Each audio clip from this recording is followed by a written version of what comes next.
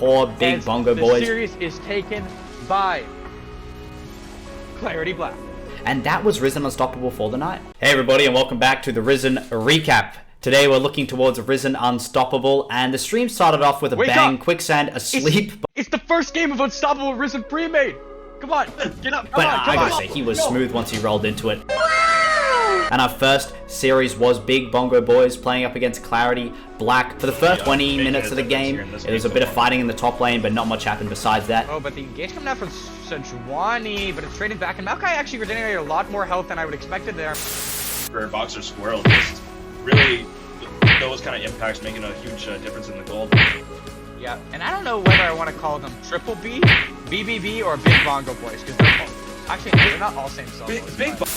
Then there was a mega turnaround fight for the Big Bongo Boys after they made a big dragon attempt, but then they got challenged again for the dragon attempt, which Big Bongo Boys won the fight towards. On this side, and there's a 3v3 on the other side, but I can't punch to it, and I can't cut to it. But Boxer Squirrel in the midst of it all, unable to get too much out, but finds the Q before his last dies, and Chicken Fried Rice 200 teeth with good depth does not unfortunately have the W enough up to heal him. And they call comes back in the circuit, flip finds one. Can she find two? No, she gets shut down, and the exchange of lives is so insane. Can Maokai find the damage to Treble back? And he does, but unfortunately, it is the ace on the side of CL. Welcome, ladies and gentlemen.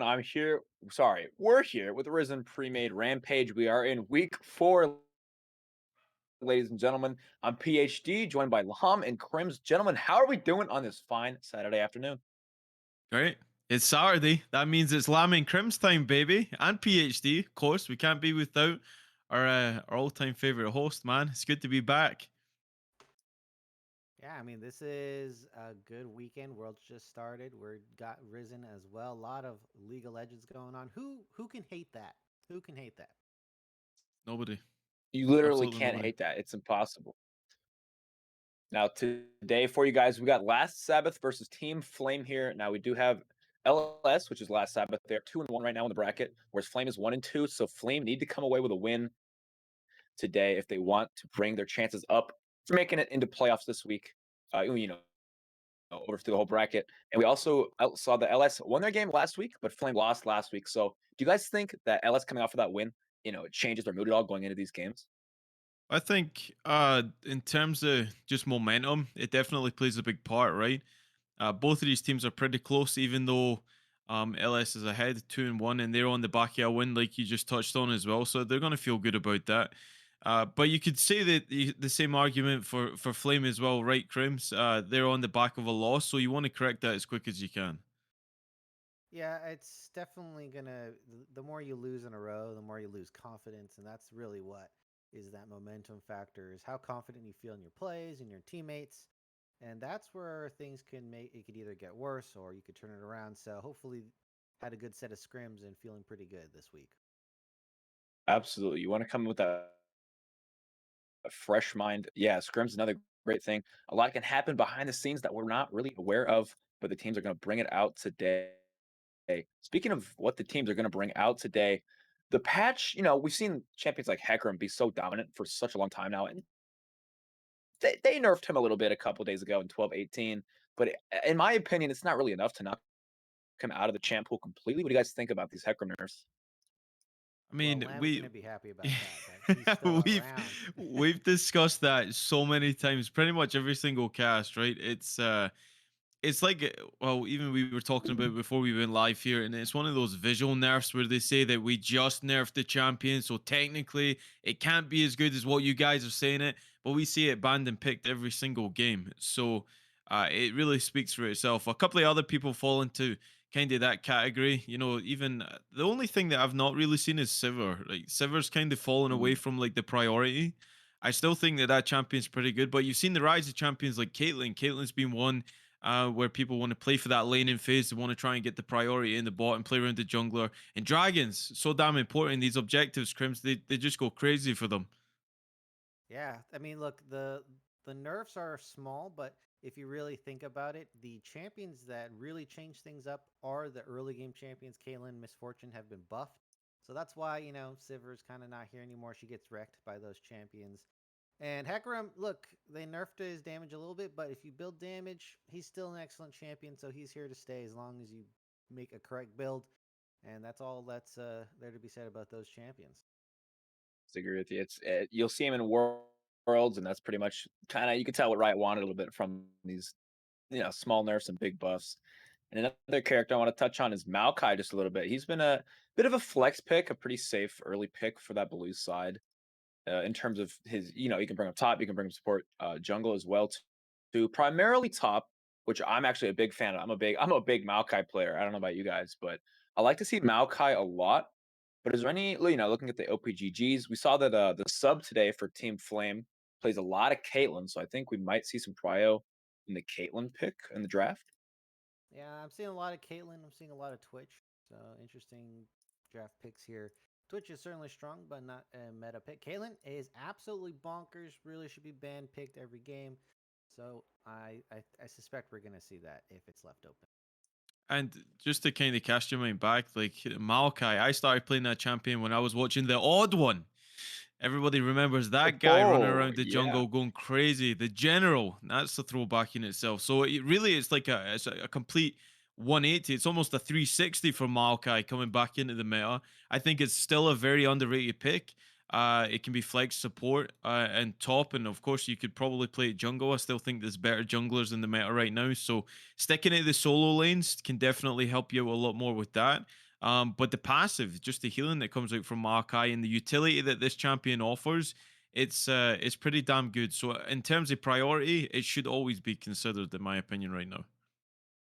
You're absolutely right. But now I unfortunately got to cut this short because draft has started, gentlemen. So we're going to throw you guys over into that right now. We'll catch you guys after draft so we can break it down a little bit more, but good luck for now. All right. Thank you, PhD. We'll get his thoughts after the draft is completed here, but we're already well into this one, Crims. Look at the champions we've got on the board so far. Yep. We have some strong AoE fighting champions for Team Flame on the red side there. Last Sabbath, they decided to go for their power pick as Kane. Kane's pretty strong in this meta, actually. Red Kane specifically with the Eclipse here. So that's the build we're aiming for. Going to be very strong in consistent damage with the Eclipse and the healing off the Omnivamp as well as the passive. So Kane's really strong fighter bruiser right now.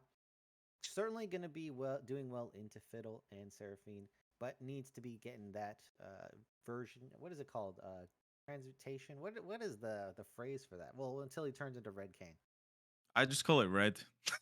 Well, what do you call it? I mean, he like turns into red. I don't know. I was trying to think of a word for that. Oh, for his Yeah, orbs, like gathering. Okay, his passive yeah, I don't know transformation. what Yeah. it's called. I don't know what it's called. But anyway, we have Zyra, Caitlyn. Look, Caitlyn's here.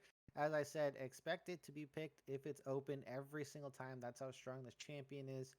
Absolute bonkers. Maybe the strongest champion on the patch, possibly.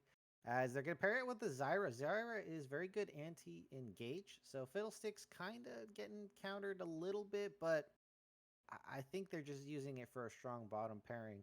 And Team Flame responding with counter engage as well. Wow. So really, you're seeing that rise in surge. Zyra is a good pairing for Caitlyn. I mean, the harass that comes through from these plants is really obnoxious once she's got a few AP items on there, and it starts to really hurt to stay in that body. But they do pick up the Seraphine and the Janna.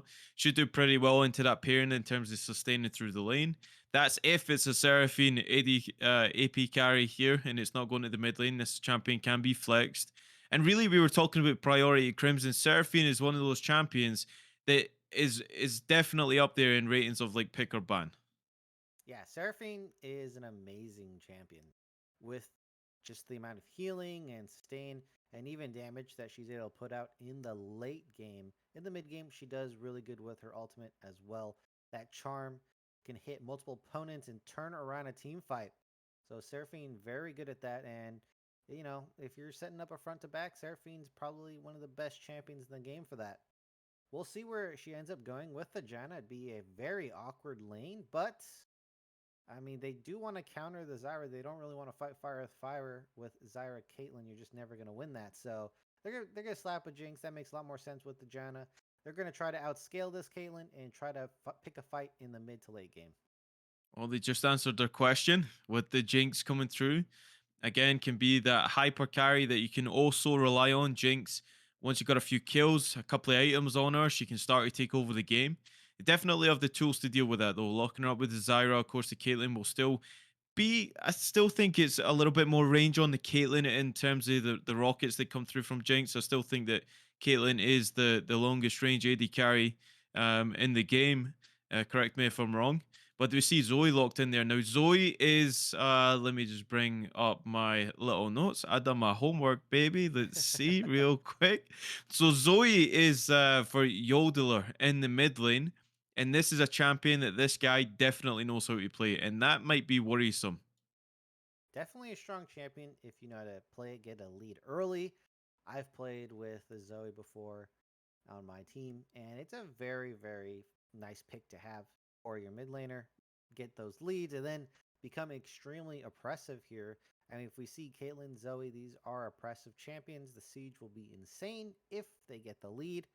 And, just to correct you a little bit, Caitlyn is the highest range AD carry, but not at every point in the game. Tristana will outrange her, Kog'Maw will outrange her. It's not a consistent answer. So in the Ace in the laning phase, hole. Ace in the hole. I mean, you could argue Ash then has the longest range. Okay. Okay. I can see that. I can see the point. But we usually we're talking about attack range though. As look, hey, your tree boy is in this game. Maokai gonna be on that top lane. PhD probably having a little party a bit in the back against Mundo though. That's gonna be really interesting. I think it's just gonna be a big slap fight up there. Yeah, Wet Noodle comes to mind when it comes to two colossal giants in the top side. And seeing the Maokai right here, it kind of goes along with our point that we were discussing too, that this is also a champion that should be considered for pick or ban. I think it brings a lot. I mean, in terms of setting up the Kane, because more often than not, the Kane does go red. So it's extremely good for him to get in there and try and get those melee procs that he needs to get the orbs to get his transform as quick as he can in this game. Yeah, definitely wants to get the transform ASAP. I mean, Kane's not really a champion until he turns into blue or red. You're basically playing a nerfed Kane until that point, so very important. I think we should probably throw it back to PhD here, get him in this conversation because we got both drafts and might as well have a big brain like PhD in the mid lane to talk with you about this game That's why he's got a PhD, baby, and we don't. here. I can only speak for myself. should we What is up, boys? should we address you as doctor? You do have a This PhD draft. after all. It's a little too formal. I feel like, we're a little more laid back here. We can go with PhD. We're fine with that. But these drafts, okay, so I was like looking at Team Flame here. They had a very, very squishy draft, right?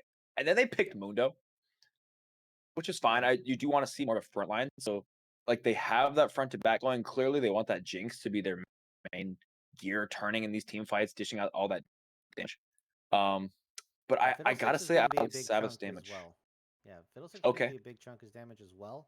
With the Jinx, that's a lot of AoE. Just going to use Seraphine and Mundo to get people's faces and Janna to peel.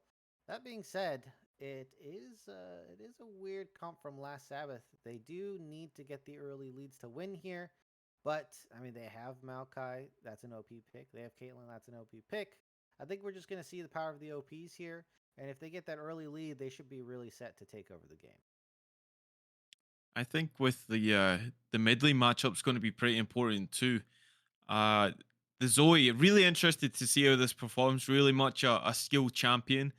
If you can combo everything to get those big one shot plays that most definitely Zoe can do, and it can make it pretty hard for the Jinx if you can try and sneak those through. But there is a lot to sustain on Team Flame right now, right? You got the Seraphine, you got the Janna, and then of course Jinx will go into building a little bit of health regeneration for herself throughout the game. So a lot of itemization going into this one. In the Mundo really rounds off that team composition is that front line that they have to get through in order to get to the carries. Yeah, I like that a lot. I think the Mundo is gonna have to be kind of strong. If he falls behind, gets weak, he's gonna get blown up a little too fast by Kane. So that might be something to watch out for as well. Something interesting I also kind of realized Maokai might enable Zoe to do a lot more damage. You get the vision and that slow with those saplings. You can enable her to find those long range trouble bubbles. Kind of at her own free will. And on these squishy targets like Seraphine, Jinx, and Janna, you're gonna be doing so much damage, as you said, Lom. So that'll be something to watch out for as well, I think. They also have to watch out for the pick on the side of Team Flame here. you got the bubbles, and then the Caitlyn traps with the Zyra snare on top of that. And then if you ever face check into a Maokai, you can probably say goodbye to your life there. There's just so much pick potential for them. Caitlyn, Zoe, I can already imagine. You got the bubble, just land the snare right after, and then there's just no way you're gonna get out in time. So the picks are really strong, and that's why I'm really like hammering away. If LS gets the lead in this game, they are probably gonna dominate, and it's gonna be very hard for Team Flame to make a comeback. Yeah, it would be important to kind of see what the transition in the jungle is like. Now, if you are Kane in this one, hypothetically, you would think, well, you want to kind of path up to the top. That's where you can ensure that you can at least get a little bit of payment going through for your gank to make it worth your time there. Because you can definitely just beat on the Mundo. You might not be able to get him out of lane, so to speak, now that updated Mundo has that spell immunity when it comes to his passive right there. So a lot of that will be on FabTech. How's the communication going to be like? Are they going to try and synergize the top with the jungle, or are they going to play for that bot lane prio, which they might have through the Caitlyn and Zyra? But I mean, we can speculate all we want. And these lanes, they end up doing whatever they please, and whoever gets ahead is genuinely who wins the laning phase. So we'll need to keep our eye on that one. I think you're absolutely right. The laning phase is going to be so brutal, as Krim said as well. If they slip up in the early game, if they fall behind, it's a pretty doomed, as we'd say in the league community, for Team Flame, unfortunately. But it's also got to look out for that vision for Fiddlesticks if they can run it well.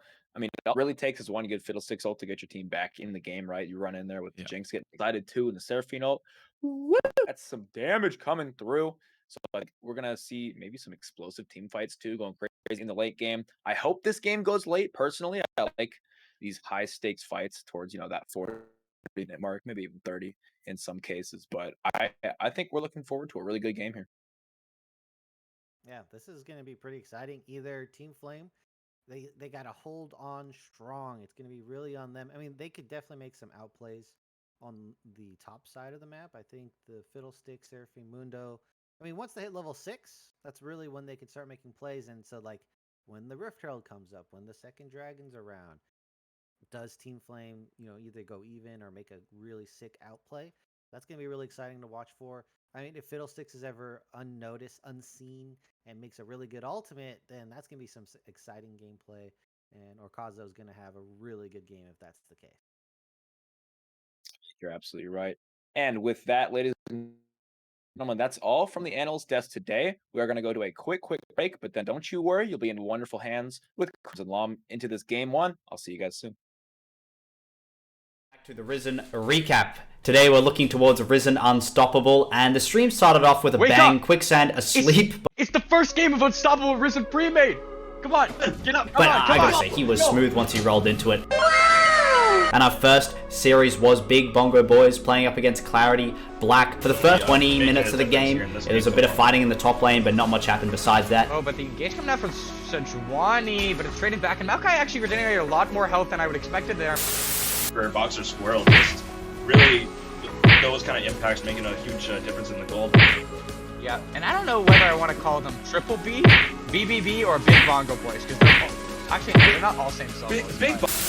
Then there was a mega turnaround fight for the Big Bongo Boys after they made a big dragon attempt, but then they got challenged again for the dragon attempt, which Big Bongo Boys won the fight towards. On this side, and there's a 3 on the other side, but I can't punch to it, and I can't cut to it. But Boxer Squirrel in the midst of it all, unable to get too much out, but finds the Q before his last dies.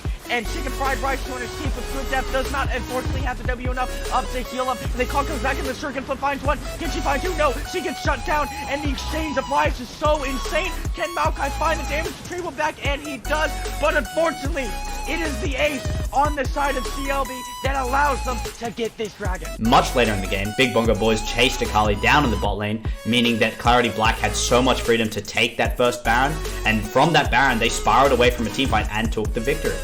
The higher ranked Clarity Black, and honestly, still performing extremely well. Oh, and she can't get out simply, tries to ulti over the wall, but that's crucial. 4 members sent down. This is the freest Baron I've seen, and it's incredibly hard to siege anything. As we're talking about that, the dragon does in fact spawn. This will be a very important fight. Dragon Soul on the line. Let's see. This is so easy, and the onslaught of shadows into all of the members. We talk about Wombo on one side, we talk about Wombo on the other side, but the bolt time is not correctly pinned on enough members to make it worth it and to make it so they can make this comeback. And unfortunately, at the end, CLB take the eight, and they look to take the game. And then as we rolled into game 2, Maokai was picked again. Welcome to the League of Legends Champion Spotlight, featuring Maokai, the Twisted Treant. Maokai is a support tank hybrid. That's why he's the GOAT! The GOAT! Bold move. Overall, Normally Darius is only reserved for those counter picks, and it looks like they're just going to respond with Maokai. And the team was entirely green, so they kind of had the aesthetic advantage for the Big Bongo Boys. For the first 22 minutes, I kind of got distracted watching the LCS. 100 Thieves did win, to a big surprise of all the casters. And then we moved back into the game, where Baron and Soulpoint were both hit here by CLB. Towards this dragon, we do have good death running up from base. Let's see if we can get here in time. And this dragon is down to 9k HP. They opt to pull it out, so the potential steal is has a lot less potential to happen. The Maokai ulti for the engage. They want to make this happen. The Wombo combo, but the bullet time is just barely out of range, but it's not going to matter. Welcome back, everyone, for your first game of the day. It is going to be... Oh, actually, I kind of scuffed myself up there. Yeah, I'm good. It's last Sabbath. Yeah, sorry. My client kind of bugged out on me. All right, we're good. We're back in it. Last Sabbath, Team Flame. It's week 4. Crims, we didn't get any predictions on this one because we know what it's like. You get a prediction in and it doesn't happen, and then the channel points are in the dumpster. You're responsible for everybody who followed that. Yeah, that's right, for me mostly. But who do we think is going to take this one based on the compositions that we got in front of us? You know, if it was like a pro team, I think I would say Last Sabbath wins this pretty hard. But in this game, Mic feedback off. Mic off. I don't know. This is tough. This one's tough because when you play this Caitlyn and you play the Zoe, you really gotta not make any mistakes, like big mistakes, to win the game. And the question is, are they gonna make big mistakes? So you know what? I say Team Flame. Team Flame, they got the team fight comp. They're gonna win it. Okay, I'm gonna side with you because if you're wrong, then I'm wrong, baby, and that's how I'm gonna roll. Cursing me. Hold up. I didn't want this. This is why you waited for me to go first. Somebody gotta do it. Somebody gotta do it. Now we're both gonna be wrong. Yeah, we're both gonna be wrong. So that means put all your channel points onto Last Sabbath in this one. Here. Yeah, that's gonna work that one. Okay, so look, we were talking about where is the priority going to be in this one. We see Kane is going to start on the red side of the jungle, so he'll get his full clear. See a little bit of trade going in the bot side. So that kind of plays into the intuitive that he will want to go to that Mundo lane and try and make an impression. That is... I mean, look, Kane doesn't want to gank bottom or mid, to be honest, because he doesn't really have any CC. But those are his strongest sides of the map. You really want to gank those lanes here. They might be able to get the kill onto Mundo here, Retired Slave. That is, it is a possibility. Although Maokai did not. Maokai needs to like pop the CC before King gets there. That's also a lot of extra damage. I don't know if you know this, Lamb, but once the CC pops Mundo, he actually loses HP. Yodeler here, look, this is gonna be pretty abusive. This is a terrible matchup for Seraphine. I was a bit worried about this, and it looks like my worries were well founded. Well, trades over the Ignite there. Gets Sleepy Trouble bubbled, and Kirko in this mid lane is looking a bit in trouble with the mana. It's just not there. Got the Doran's Ring, but the regeneration is not going to help you too much if you're spamming out spells like that. You try and trade with the Zoe, who looks in complete control, but the Fiddle is going to get the priority to take that Scuttle in the top side, just a little bit ahead of the Kane. Might go looking for him after this, but Mundo is in complete control against the Maokai. The wave clear is going to be on the opposite side for the Maokai. You kind of just want to absorb the pressure that Mundo is just going to put you under, even though once you get that first back off and you start to get itemization, Crims, it's going to be a lot easier for this tree man. Yeah, those Mundo's actually pretty strong in the lane as well as the team fights later. And look, that is going to be the scuttle for the Fiddlesticks. Riser Chris going to be losing out just a little bit in the clearing efficiency. Making his way bot lane. There's a lot of poke going down here. This is a war down in bot side. Yeah, Proxy walking away with 50% health, but the trade over is definitely worth it. The Janna and the Jinx kind of struggling for the mana in this lane so far. You see the roam just to ensure that that Skull Crab is going to be taken by Kane. So good communication going through from the top and the bottom here, but Kane might be looking to get a pick over the wall, or at least to get some summoners here. They smell that something is up. Chris gets one tag. Blade Search going through, so Kakistos and Punish Machine gonna be okay in that bot side there as they foil that gank attempt and not blow anything, but it might cost him his life here. Okay, gets raided up with Janna. Okay, Caitlyn gets the secure on that kill as Kakistos survives the gank but doesn't survive the laning phase after it. Yeah, that is unfortunate that that tornado did not stop the Q. The buffer EQ from Dreamer picks up the kill there. Excellent. Kistos just not respecting Zyra at all. Kind of hanging out in a weird angle. Was able to get that snare. That was a beautiful kill. That looked like it was about to hit for me. Proxy, though, making plays for the team. And so far, they're doing their job bot lane. They're getting their lead. And Zyra really showing why this pick is so obnoxious to play against. So many things to take into account when you're trying to land some skill shots. The plants are right there. You know, it can negate that zap, so it can get away with the slow. And really, if you're not being proactive and stepping on those seeds, as we just see a prime example with the point that we're talking about, then it can really spell trouble and set up these really easy snares that Zyra can give, and it puts the kill on a plate for the Caitlyn. So Zyra just also has so much damage as well that her trades are excellent, as well as Caitlyn's trades on top of that. Just has the kit to just take over the lane phase. As Yodeler, though, look, is again just making a great trade. Kirkle just taking a beating here. Flash being burned finally. And now I think Chris and Yodeler can definitely secure a kill. Doesn't have to be together, can be separate. This is a very good showing for the Yodeler on the Zoe. One trick pick here. And kind of just to describe the comfort for this champion for Yodeler. Pretty much the most played. Very familiar with the Zoe, and letting that comfort pick through it. I mean, we've seen it with an Azir a couple, I think it was last week actually. Didn't really pop off with the 2 million mastery that it had, but Yodeler definitely showcasing what Zoe can do. The Sleepy Trouble bubble went missing in that mid lane, so didn't secure anything on the Seraphine. As we see, Dragon's going to be at 2,000 health here. Chris going to go through the wall, threatening to try and steal it. Smite still available for both of the junglers here as Kazel's going to pull it back in. Okay, Terrify goes down. Everything used to try and burst it down. Good smite. Not going to let that pill over Peacemaker take away the dragon. And the proactive play coming through right there in the bot side. Interesting that they do pick it up. Unfortunate timing from Yodeler to back there. Definitely would have been able to prevent that dragon secure if the timing was better. And Team Flame pick up a free dragon, really. So they lost the first blood, but now they're trying to secure these objectives, and that's kind of what you want to see, the trade-off, if you are going to go with it, as we see this Wet Noodle fighting the top side again. And this is just a full credit to Maokai in this meta right now. He's keeping up with this Mundo, no problem whatsoever. As the tree man, he is under the cosh a little bit up there, but we see Zoe rotating as well, and they do see that Zoe has left the mid lane, so Retired Slave should be okay. He's getting the pings and assistance down from his teammates. You do see Fiddle up there shadowing his mid laner as well. Oh, root up in the bot side. Punish Machine gets the full combo from Caitlyn. Going to flash forward, then Knight down. He's going to take and die. That's one picked over already. Kakisto is going to...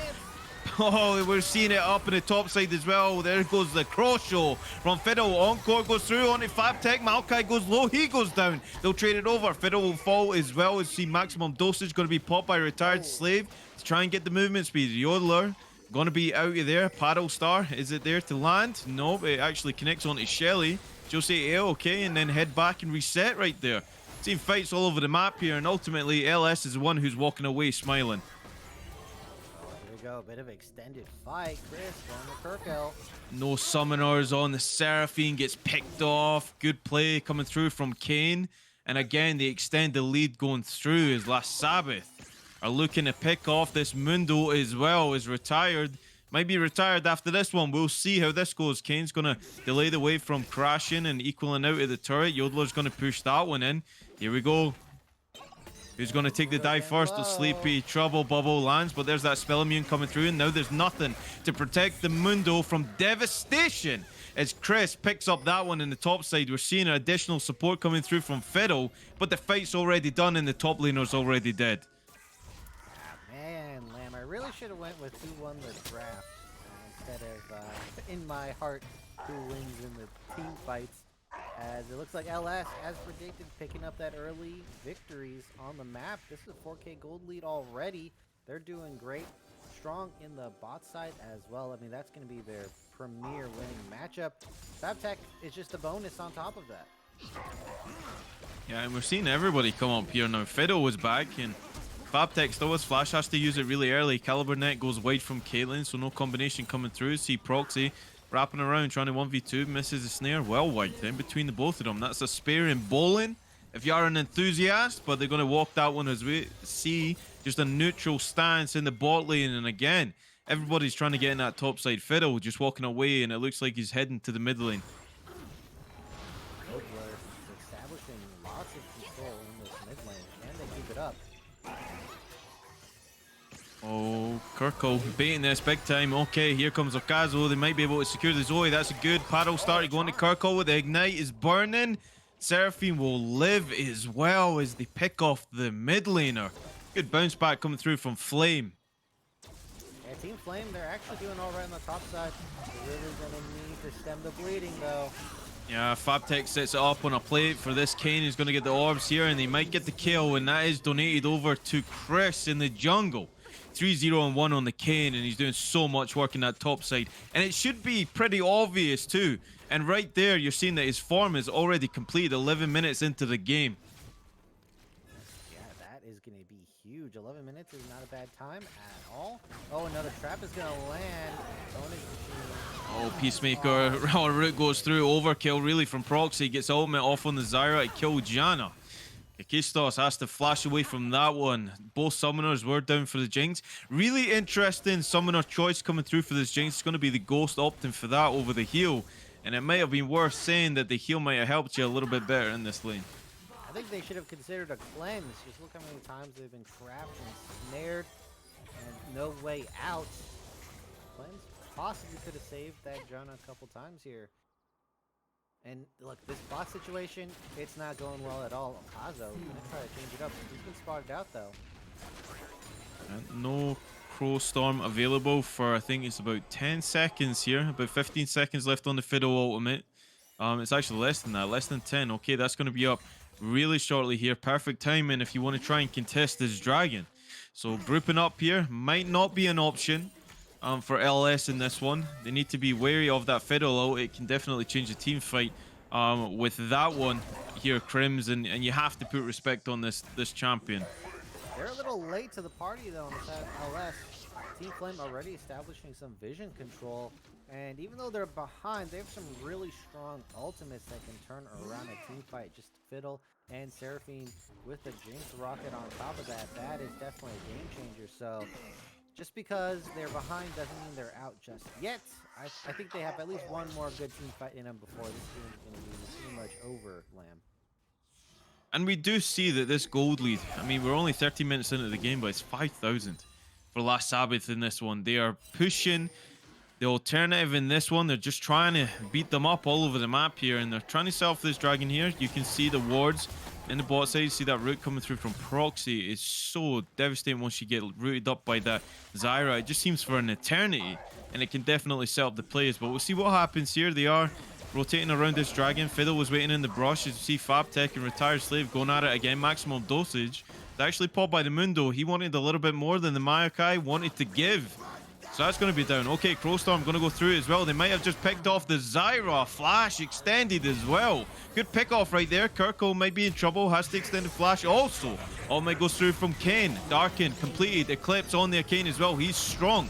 Okay, Sleepy Trouble Bubble is going to land on Fiddle. He's not going to take part in that fight anymore. As we see the director's camera. Okay, baby, back up to that top lane. But we got action in the Dragon River right now. We see Fiddle just trying to get the silence down. Okay, they're walking away. Here's Dreamer and Yodeler are threatening that Prowler's on the Zoe as well. Sleepy Trouble Bubble goes wide.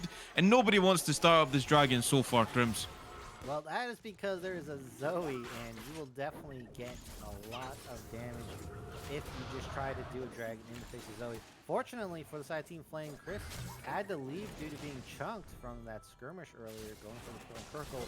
Kirkle's up again, has the ult.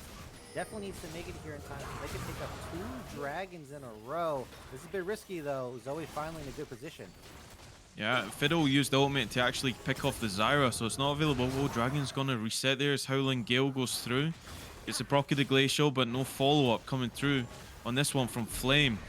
Dragon going extremely low now, less than 2,000 on it. Fiddle's just going to go in and try and get the clutch smite. He does, okay. Going to root up the rest of the team. Chris, Encore goes through on 2. That's going to be charmed defensive. Zyra ult was actually used, but Seraphine's going to be first to drop here as Chris goes over the wall. Kikistos getting the rockets out, but he's out of mana. The cleanse was used by Zoe. Okay, root goes wide, but it doesn't matter because Zoe gets it. Crowstorm is back up, and here comes Fiddle. Is going to pop the stopwatch. Is it enough to burn Yodeler? No! Triple kill goes over to the Zoe as Chris marching down on Pawnage Machine just to put the icing on the cake. Does he have the W to slow him down? Or the E? Yes, he does. The Janna, Howling Gale gets peeled and he's going to live. Yeah, chasing Janna is like chasing Singed. It's just a complete waste of time, especially if she has mana. But going over that team fight, it was real close. I think if Team Flame made it out with a couple more members, it would have been very worth it for them. They're down 6k, so this gold lead is increasing for the side of LS. They picked up the second dragon, but at what cost, Lamb? This gold lead is getting out of hand. Yodeler is getting stronger every minute. And even though Dreamer did go down in that fight to Kikistos, I think it's really hard to see if Kikistos is going to be able to scale up in time here. Just no kills, barely up in farm. That's really who they're waiting for, and I don't think Kikistos has enough time to win this game. Really having a difficult one in this game here to see that Paddle Star clutching up, hitting Kirko again straight in the face. Heal picked up by the Zoe, and it really is troublesome for the Jinx now. There's so many threats to actually kill her. She's so far behind. You do have the peel from the Janna, but if the explosion comes from that team fight and really locks you down, the Janna's not going to help you out too much with that, especially if this Monsoon is down. Okay, speaking of the bot lane, Pawnage Machine has to expel his flash to get out of that one. Rocket's been traded over, Ignite going to be dropped down. Dreamer, Kikistos seems to think he's got more damage. Super Meg Death Rocket's going to collect that one. Clutches up, picks off the Caitlyn, Sleepy Trouble Bubble, Paddle Star lands on Kirko, everything electrocute. One more, he's going to walk away. Paddle Star's coming through. Zoe hits the bullseye. Yodeler picking another one up. See Proxy gets taken down by Kakistos, and we were just talking about this Jinx, Crims. Looks like getting back into the game here. Retired Slave. Okay, passive already popped. He's going to get rooted up by the Malkael. Gets knocked back. Twisted Advance is available. So Retired Slave is going to be retired straight to his own Nexus. Sleepy Trouble Bubble. Yodeler, it's the same old story. Zoe, 6-1. Yodeler taking over the game. Still 500 gold bounty on this mid-jungle duo. They're really the ones controlling this game. I have to give credit though, Kikistos with Pawnage Machine. That rocket did enough damage with the shield from Janna, picked up some important kills. Kikistos is going to need a lot more to carry this game, but that is certainly a good sign for them turning around the bot side after how terribly it was going in the early game. Kirkle, oh man, this is a rough job to handle. I wouldn't want to be in that position, Lim. Nope, me neither. That's why we're on the casting desk. Okay, we're seeing the 1v1 again. Okay, Dreamer makes Kakistos go to sleep. And the only dream that he's going to be thinking of is how that Caitlyn just comboed the hell out of him. Puts him in stat check again. Yeah, you won that 2v2.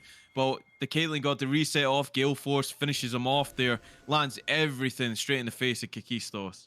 Yeah, a bit of overconfidence there. They are better in the 2v2 because of the scaling factor. But man, Pawnage really needs to up the dodging game against Proxy because dude's been hit by every single route we've seen on screen. He needs to improve the dodge game if he wants to win this game. If you can dodge a Zyra route, you can dodge a wrench. It's kind of how it goes, but I'm pretty sure. Yeah, most likely, but I was pretty much going to emphasize that the Zyra hook probably hurts a lot more in the long run than the wrench. I mean, if you want to dodge the wrench, go up and take it out with Mundo in that top side there. He throws them all day long, and see Kirkle going to be sent to the side waves. And really, they're trying to funnel some gold into the Seraphine, but she just can't farm safely anywhere at this point. Yeah, she's gonna have a rough time, like even into Mundo or even into Maokai. Once Maokai gets on top of Kirkle, Fabtek's just gonna have a breeze with that fight. So it's it's really questioning to let LS Yodeler pick his one trick and then give him a good matchup as well. I mean, look at the state of this game. Yodeler just taking that free dub so far. And will we see that Medjai's coming through? That Dark Seal is fully stacked, and it has been for a little bit here. As you see, Terrify goes on to Chris. Okay, Orkazo has to get out there, but he might have just left Kirko on the plate. Seraphine gets the Encore off, so going to charm up the rest of the team. No, it's going to be cancelled. Crowstorm goes over.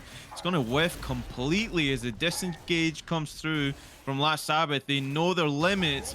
They burn every ultimate going over from Flame, and they're going to turn and take the Dragon as we see Fabtek marching down Shelly, trying to get that second turret charge off. It's not going to happen for him.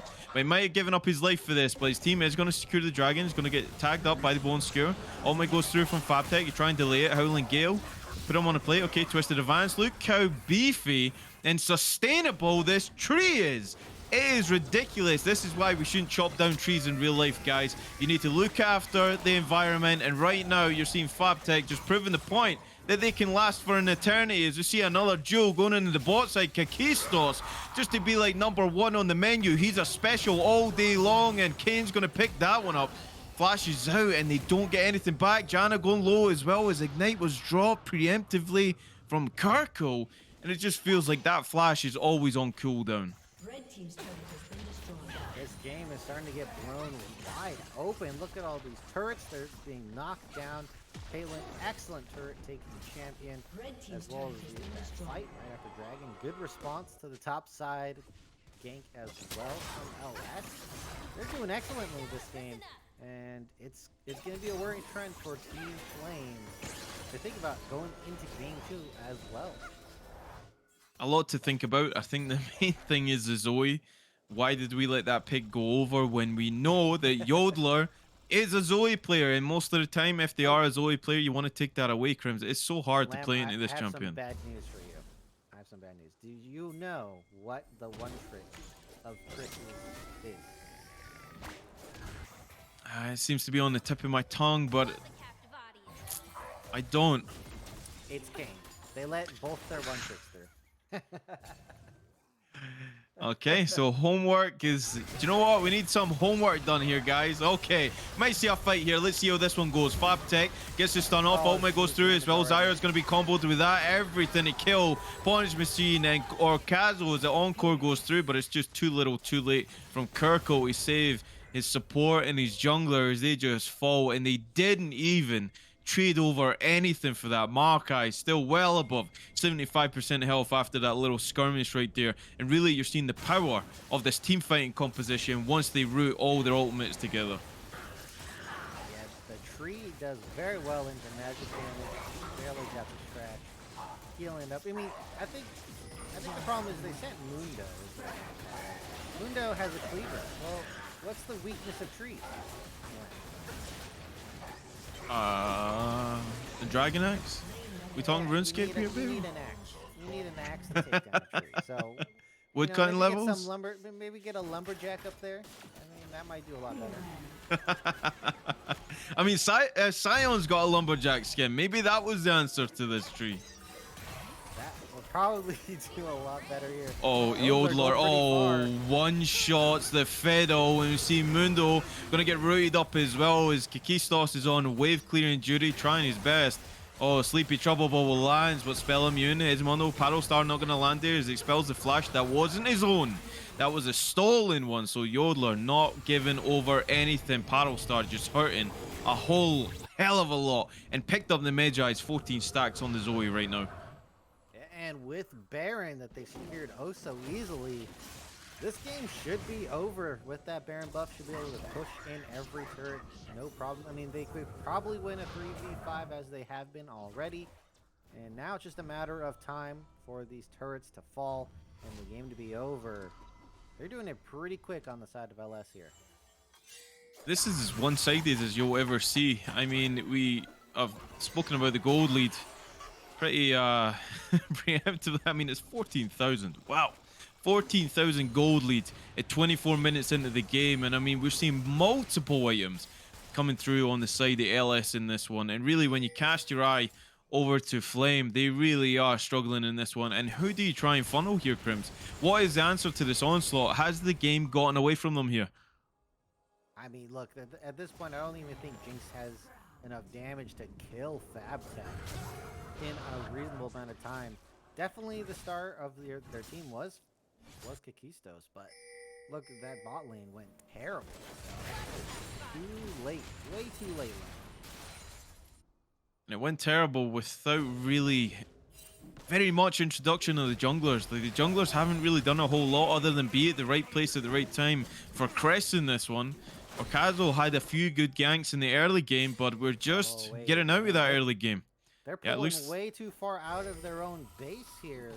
This is territory to lose your inhib no contest. There is no turrets down on the side of LS right now, and they're trying to get those bounties. It is a little bit more gold, but what are you going to give up for it? They send the Jinx back. Okay, FabTech under this turret is always going to pick up that one, so Inhibitor already going to be exposed to Kirkle. Yeah, he's going to be 1v3 right here, FabTech. Actually, it's a 4v1. They really want to try and kill this Maokai. He's so beefy, though. He gets Twisted Advance onto the Fiddle, gets a reset on the health, and he's just healing up all the damage. And they still get pushed off the turret. You see Yodeler, Kakistos, barrier going to be popped. That's a 3-level difference with that mid laner. Okay, Maokai still going. FabTech just doesn't care. They don't have any damage to try and deal with this tree. They hightail it and they left Bundle alone with FabTech. That might have been a mistake.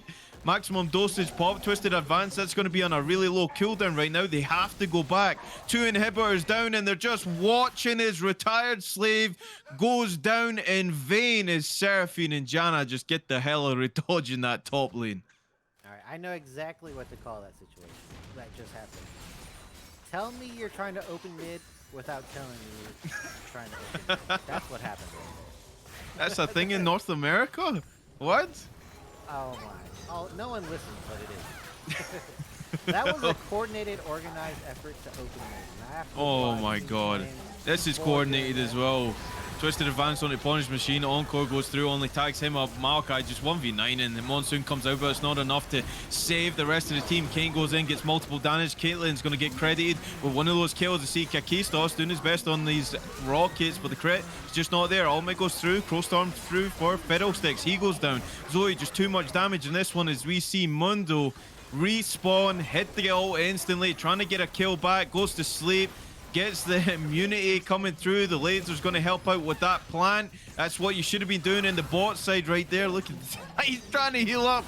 They're just playing with their food. The stats are being padded, and he's going to be sent packing. Ace comes through from Lost Sabbath in this one, and they're going to take game 1. Absolute dominant finish from Lost Sabbath, and the Lamb curse rings true here. I was going to say that too. Absolutely dogged me in the prediction. That's just an absolute jerk move overall. And, oh man, look, jokes aside, coming into game 2, you're going to need a hard mental reset. You're going to need to push that reset button multiple times. Dump the memory of that last game because it was disgusting. Yeah, we're... do you know what? It was really, really comfortable going through there. And I think PhD will want to get in on this. My man will want to hit us with that education strat and kind of dissect what happened in that game. Because ultimately, me and Crims were kind of confused. Well, I certainly was confused. There's so much happening across the map, Crims, and just really... It was like, where are they going to try and get answers from? They tried to send 4 up to Maokai. They got nothing for it. They got sent packing, and Mundo donated gold over to this tree, and it was, yeah, it was something else. But look, we're actually, before we get the thoughts of PhD, we're going to run to a small break here, and when we come back, my man will be back and getting his input on it. So don't go anywhere because that's game 1, baby. To the Risen recap. Today we're looking towards Risen Unstoppable, and the stream started off with a Wake bang, up! Quicksand asleep. It's the first game of Unstoppable Risen Premade! Come on, get up, But I gotta say, he was smooth once he rolled into it. And our first series was Big Bongo Boys playing up against Clarity Black. For the first 20 minutes of the game, it was a bit of fighting in the top lane, but not much happened besides that. Oh, but the engage coming out from Sejuani, but it's trading back, and Maokai actually regenerated a lot more health than I would expected there. For Boxer Squirrel, just really those kind of impacts making a huge difference in the gold. Yeah, and I don't know whether I want to call them Triple B, BBB, or Big Bongo Boys, because they're not all same solos. Then there was a mega turnaround fight for the Big Bongo Boys after they made a big dragon attempt, but then they got challenged again for the dragon attempt, which Big Bongo Boys won the fight towards. On this side, and there's a 3v2 on the other side, but I can't punch to it, and I can't cut to it. But Boxer Squirrel in the midst of it all, unable to get too much out, but finds the Q before his last dies, and Chicken Fried Rice 200 Chief with good depth does not unfortunately have the W enough up to heal him, and they call comes back in the circuit, flip finds one, can she find two? No, she gets shut down, and the exchange of lives is so insane. Can Maokai find the damage to Treble back? And he does, but unfortunately, it is the ace on the side of CLB that allows them to get this dragon. Much later in the game, Big Bongo Boys chased Akali down in the bot lane, meaning that Clarity Black had so much freedom to take that first Baron, and from that Baron, they spiraled away from a teamfight and took the victory. The higher ranked Clarity Black, and honestly, still find performing Akali extremely well. Oh, and she can't get out, simply tries to ulti over the wall, but that's crucial. 4 members sent down. This is the freest Baron I've seen, and it's incredibly hard to siege anything. As we're talking about that, the dragon does in fact fall. This will be a very important fight. Dragon Soul on the line. Let's see. This is so easy, and the onslaught of shadows into all of the members. We talk about Wombo on one side, we talk about Wombo on the other side, but the whole time is not correctly pinned on enough members to make it worth it and to make it so they can make this comeback. And unfortunately, at the end, CLB take the lead, and they look to take the game. And then as we rolled into game 2, Maokai was picked again. Welcome to the League of Legends Champion Spotlight, featuring Maokai, the Twisted Treant. Maokai is a support tank hybrid. That's why he's the GOAT! The GOAT! Bold move. Overall, Normally Darius is only reserved for those counter picks, and it looks like they're just going to respond with Maokai. And the team was entirely green, so they kind of had the aesthetic advantage for the Big Bongo Boys. For the first 22 minutes, I kind of got distracted watching the LCS. 100 Thieves did win, to a big surprise of all the casters. And then we moved back into the game, where Baron and Soulpoint were both hit here by CLB. Towards this dragon, we do have good depth running up from base. Let's see if we can get here in time. And this dragon is down to 9k HP. They opt to pull it out, so the potential steal is has a lot less potential to happen. The Maokai ulti for the engage. They want to make this happen. The Wombo combo, but the bullet time is just barely out of range, but it's not going to matter in the end. The Deathball comes too strong, but this Twitch is free firing in the backline. Good Death trying to stall time for his 80 carry, but in a 1v4, when you're already routed and they're already on top of you, they make it look easy. With CLB taking a massive victory in the second game and this series. It seemed like the casters had gone to Hogwarts, because every single time they were casting and made predictions, they just put a caster curse down on poor Big Bongo Boys. The series is taken by Clarity Black. And that was Risen Unstoppable for the night. Hey everybody, and welcome back to the Risen recap. Today we're looking towards Risen Unstoppable, and the stream started off with a bang, Quicksand asleep. It's the first game of Unstoppable Risen Premade. Come on, get up. But I gotta say, he was smooth once he rolled into it. And our first... Welcome back, ladies and gentlemen. That was quite the game, boys. Saw a very strong performance from last Sabbath there. I mean, it was all around destruction across the board. Am I wrong? I mean, Nope. top lane was holding for a little bit, but that soon fell after the rest of the pillars were absolutely mangled by last Sabbath. It was Mic it was so feedback off, difficult. I mean, mic off. we seen a glimpse, right, of Kakistos kind of brought back that fighting spirit with Pontage in the bot lane, where they took on the 2v2, down a significant amount of gold, even item difference at that point, and then came right back and gave it straight back to the Caitlyn. So there was a little bit of questionable things going on. I mean, the desperation plays of the game was way out of hand when they tried to make plays in the top side with the Maokai. I felt like that was really reaching for it. You have no DPS to try and take care of them. So, maybe it was just one of those games. It got away from them. It didn't work out. So I'm almost certain that they got something in the bag to try and change this around for sure. One can only hope that they're able to do something because that was not the strongest performance we saw. They had like almost no presence over the whole map, and I think part of that, and I know Crims really wants to talk about this. Two players on the side of Last Sabbath are one tricks. That's the Kane and the Zoe, and they got both of them through, and they got both in good matchups. Crims, you want to talk about that a little bit more? Look, it's really weird to go with the Seraphine and then just leave the Zoe completely open for Yodeler. I saw that and I was like, if this was a pro game, I said it like last out just blows Team Flame out of the water. No chance they make it. I guess it doesn't have to extend to pro games at all because they just did it anyway. Yodeler had an amazing matchup, was pressuring Seraphine the whole game. Kirkle couldn't do anything really. And then Kane was allowed so much agency, and then once he gets red, Kane can handle the Fiddlesticks no problem. And look, just ran over the map. Simple as that. Ran over the map, easy as. Yeah, really, it was really a free reign for Kane in that whole game. Laning phase was pretty rough coming through from Flame. So it really orchestrates that jungle to just do whatever the hell he wants. We didn't see any like crazy invades or anything like that. I thought the Fiddle actually didn't have a bad game either. That gank in the bot side was pretty good.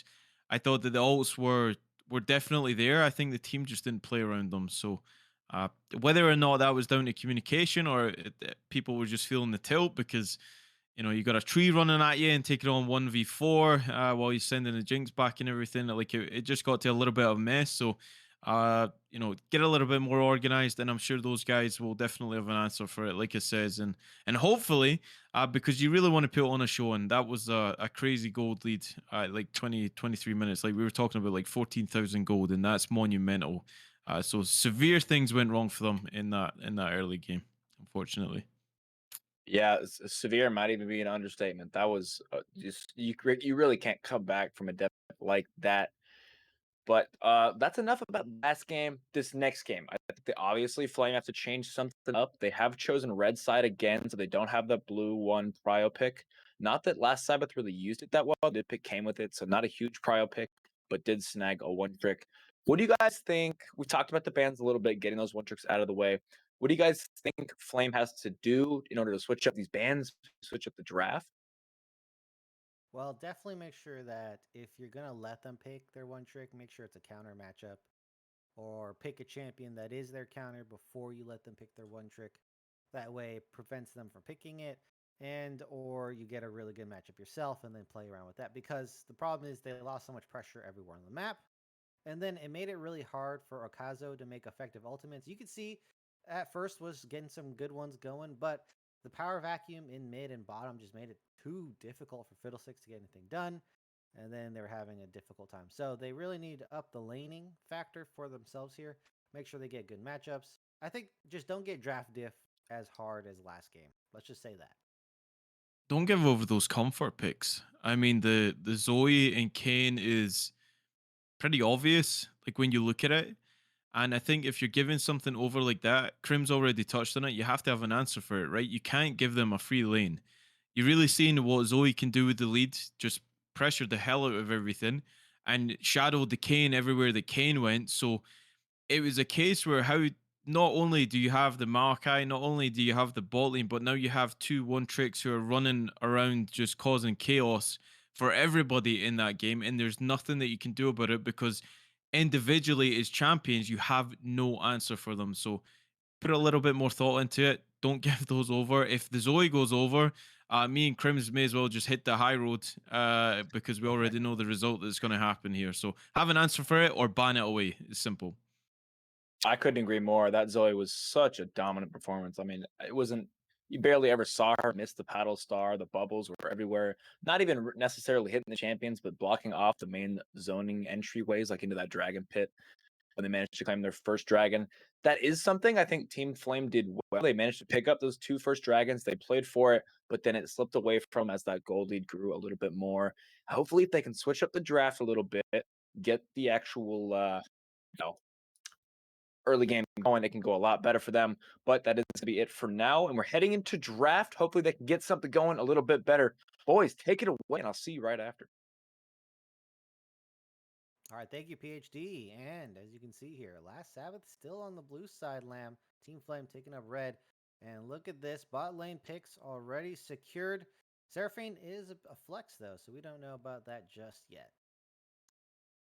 Yeah, it's you know what, Seraphine, we already touched on it. Seraphine is one of those champions that has to be picked or banned. It is very good. And I mean, we really didn't see the power of what Seraphine could bring. I think when you pair it with something like a Fiddle, it can work extremely well because you have that ultimate with the range that comes through from that, right? And it can set up everything. But the Viego pick is pretty interesting here too. So they want to go really proactive. And of course, well, they did ban away the Kane, but that Zoe was still up and they didn't opt to pick it. So putting priority on grabbing that Seraphine to try and flex it is pretty interesting here coming through from last Sabbath. They do have a Seraphine player, Proxy. Second most played champion is the Seraphine behind the Zyra. So makes sense for them to flex pick it there. And Yodeler doesn't exactly play Seraphine. That's why I'm assuming this is Misfortune Seraphine in the bottom here versus the Kaisa Pike. And that Diana versus Viego matchup is going to be pretty interesting here. These champions can be very strong if they get ahead early. Diana is excellent in the team fight. Viego really likes to get that first snowball kill and then take over a team fight that way. So interesting champions being picked up here. I think Viego's probably going to be winning in the early game. Just going to be a bit stronger. Has the stun, has the auto attacks to take down Diana early. So far, it looks like Last Sabbath have a really strong combo going with their three champions. Team Flame, I think they're going to need more time to develop. Pike and Kaisa are going to be lane killers, but I don't see anything that's going to take over the game for me just yet.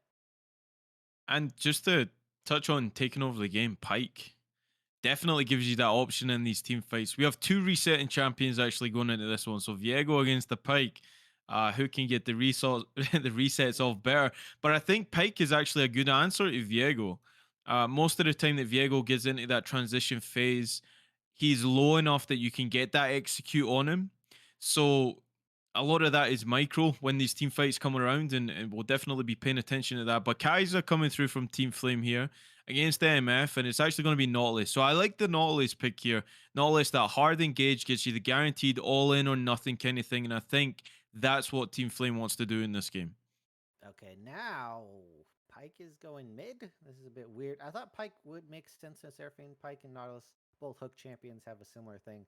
I do want to point out, Lamb, one of my favorite things as Viego is killing Pike, taking over his body, and then massacring his own team with Pike. It's very fun. The mobility there is really fun to use, especially as Viego. Silas is going to be picked up here. Has two good ultimates in the Diana and the Nautilus. Pike ultimate is okay. Doesn't scale that well. But Diana and Nautilus ult are going to be very effective. Maybe this is a mid lane Diana. I don't know. This draft is very wonky from Team Flame here. Well, you've heard of two Shens, but now you've got three Pikes potentially. The Silas, Viego, and then Pike himself. So gonna be gonna be absolutely terrible to catch these team fights if everybody has the Pike ultimate coming through. I'll tell you what, but it could spell really good fortune for Last Sabbath in this one. See, Argot being locked in last as well, so going for that really big lane pressure in the top side right there. And Argot, honestly, it's not a bad pick, but it is going into the Udyr, it looks like. I have not seen this matchup, and that's mostly because Urgot's lost a lot of prio in the meta overall. I think Udyr is probably going to do fine once he gets the what's the item that reduces auto attack damage built out of two cloth armors? Lamb, you're play by play. You should know all the item names. The Warden's Mail. Warden's Mail. Thank God you saved me. Once you get Warden's Mail, Urgot's damage goes, it just falls off a cliff. It's just not as much as it should be. So I feel like Urgot can easily be out itemed like that. Udyr will have a great time. Can shield up a lot of damage, prevent the execute. But Urgot's probably going to win that early. I imagine should be able to have the burst potential there. I really want to know what the plan is with this Pike because into the Silas. I feel like Pike's not gonna be able to fight, but maybe they're just gonna have Pike roam around, try to affect the map, snowball early here. Because Team Flame, they have a very, very weird comp. Yeah, and just to kind of reiterate, so we're focusing on a lot of champions that is not the Udyr right now. Now we have seen Udyr take over flipping games. This champion in itself can 1v9. It can be that Maokai from the last game. But look, we have kind of got our thoughts in here. I want to get the thoughts of PhD because my man is educated beyond belief. Andy is technically a doctor but doesn't want to be associated with that, so that's okay. We're going to bring him back in. What's your thoughts on this, PhD? What's going on? Do you like these drafts coming through? Drafts. Do I like these drafts? Oh my goodness, I love these drafts. I mean, there's so much action, right? This is going to be crazy. I think every matchup is going to be chaotic. I mean, Urgot into Udyr, these guys are going to be brawling it out the whole game. Pike into Silas mid is crazy as well. So I've heard from our producer. I mean, this game should be chaotic. Glad I'm not the one casting it. Lom, a great luck to you. But I think both of these comps really want a team fight. They both are gonna go hard for these dragon fights for that bot lane prio. Um, this should be fantastic. Yeah, I mean the Pike in the mid lane is going to be a big deal here. Silas doesn't have good pushing power for most mid laners, so I think if Pike is going to lane into anyone, Silas is probably pretty solid. Should be able to hold up there. I mean, Kirkle's played quite a lot of mid lane Pike, or at least Pike in general here, so should be experienced in what to do on this champion. Excited to see how they're going to pull it off. And Kaisa Nautilus into Seraphine Misfortune is pretty potent with the burst damage, so we'll see if Team Flame could finally start winning in the bot side this game around. And the roaming potential that comes through from Pike is something that you have to respect as well. As soon as this man leaves lane, you have to put those pings down. You have to bring back the waves because at a certain point, once he hits that level 6, it becomes so just so difficult to actually go in for those 2v2s if you can't see where the pike is, because like we already said, if you're below a certain amount you can get that execute off, and if you get the resets going on at the pike, and this is going to be a solo lane pike, so there's even more emphasis on this guy picking up a lot of the kills, and on top of that he shares the gold with whoever assists. So this is a big pressure pick really for Kirko in this one. Had a really rough game on that Seraphine, and if he is going to turn it around here, I mean, the champion of Pike, you're going to put on a show for us, and it has to work, right? It has to work in this one. It has to. I think you're absolutely right. It definitely has to work. He's got to shut down the Silas because I think he's such a key role in Last Sabbath's succession here. I think he's got to be that in between frontline backline in these team fights. Speaking of the team fights too, I think Last Sabbath has a much easier to execute team fight, kind of phase. They have the Seraphine Misfortune ult to kind of just throw out there in the team fights. Whereas Team Flame, they have these kind of specific requirements they need. They need Pike to get these executes off. They need Diana to get them in the middle, all clumped up, nice to go. They need to get this Urgot ult down to find the fear. It's all these things that have to go well, I think. So personally, I like Last Sabbath's comp a lot more. How about you guys? We'll roll out some predictions. Yeah, I think Last Sabbath have a better overall comp. I think that their team fight's going to be pretty good. Silas can also just steal Diana ultimate, so that's more wombo to your combo right there. Udyr's a really good frontline, hard to move, and is going to be able to chase down something like Diana. Diana gets countered by Udyr very, very well because she just can't get away, and Udyr can outfight her as well. And once they get a kill with the wombo combo, Vega should be able to take over Snowball from there. That being said, if they ever get picked off before the fight, we got Pike, Kaisa, Nautilus, a lot of pick potential there. I'm a bit worried with the Urgot Pike. It's a little bit of dysynergy there because you can't combo execute someone.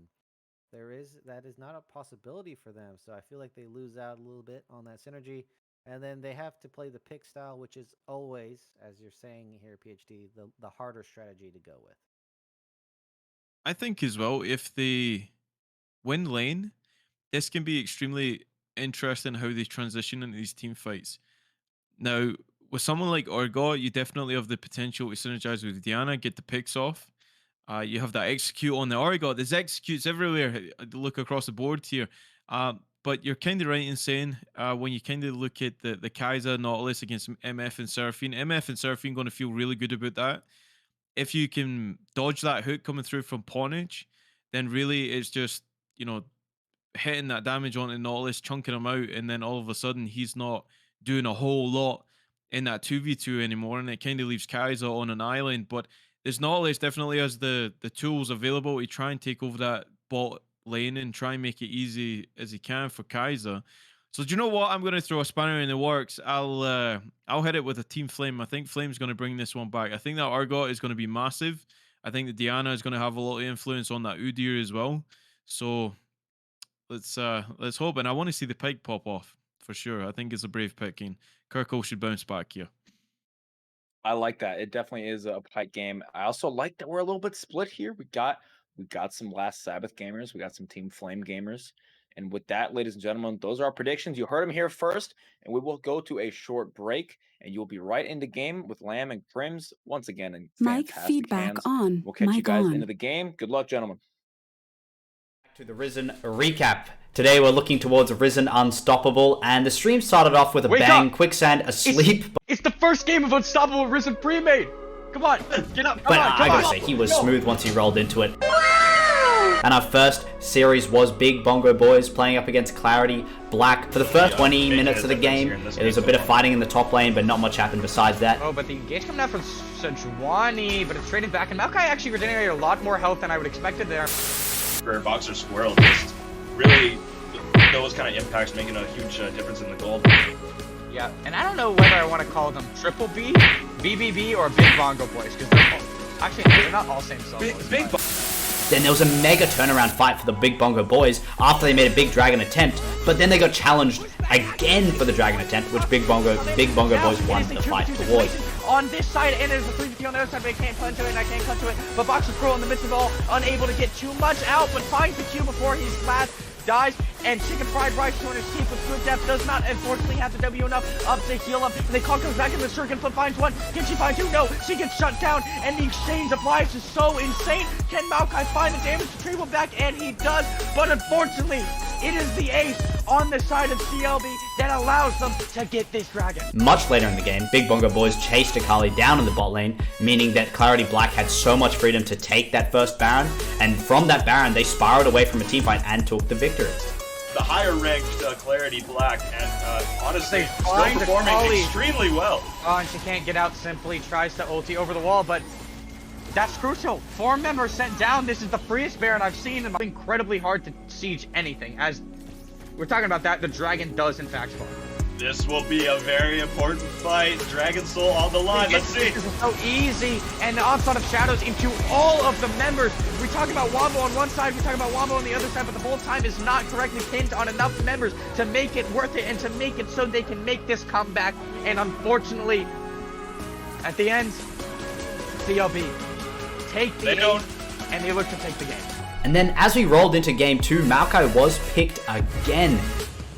Welcome to the League of Legends Champion Spotlight, featuring Maokai, the Twisted Treant. Maokai is a support tank hybrid. That's why he's the GOAT! The GOAT! Bold move. Overall, Normally Darius is only reserved for those counter picks, and it looks like they're just going to respond with Maokai.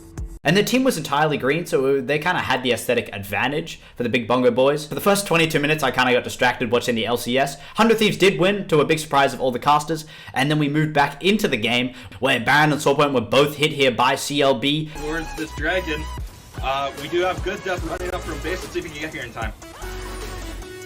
And this dragon is down to 9k HP. They opt to pull it out, so the potential steal is has a lot less potential to happen. The Maokai ulti for the engage. They want to make this happen.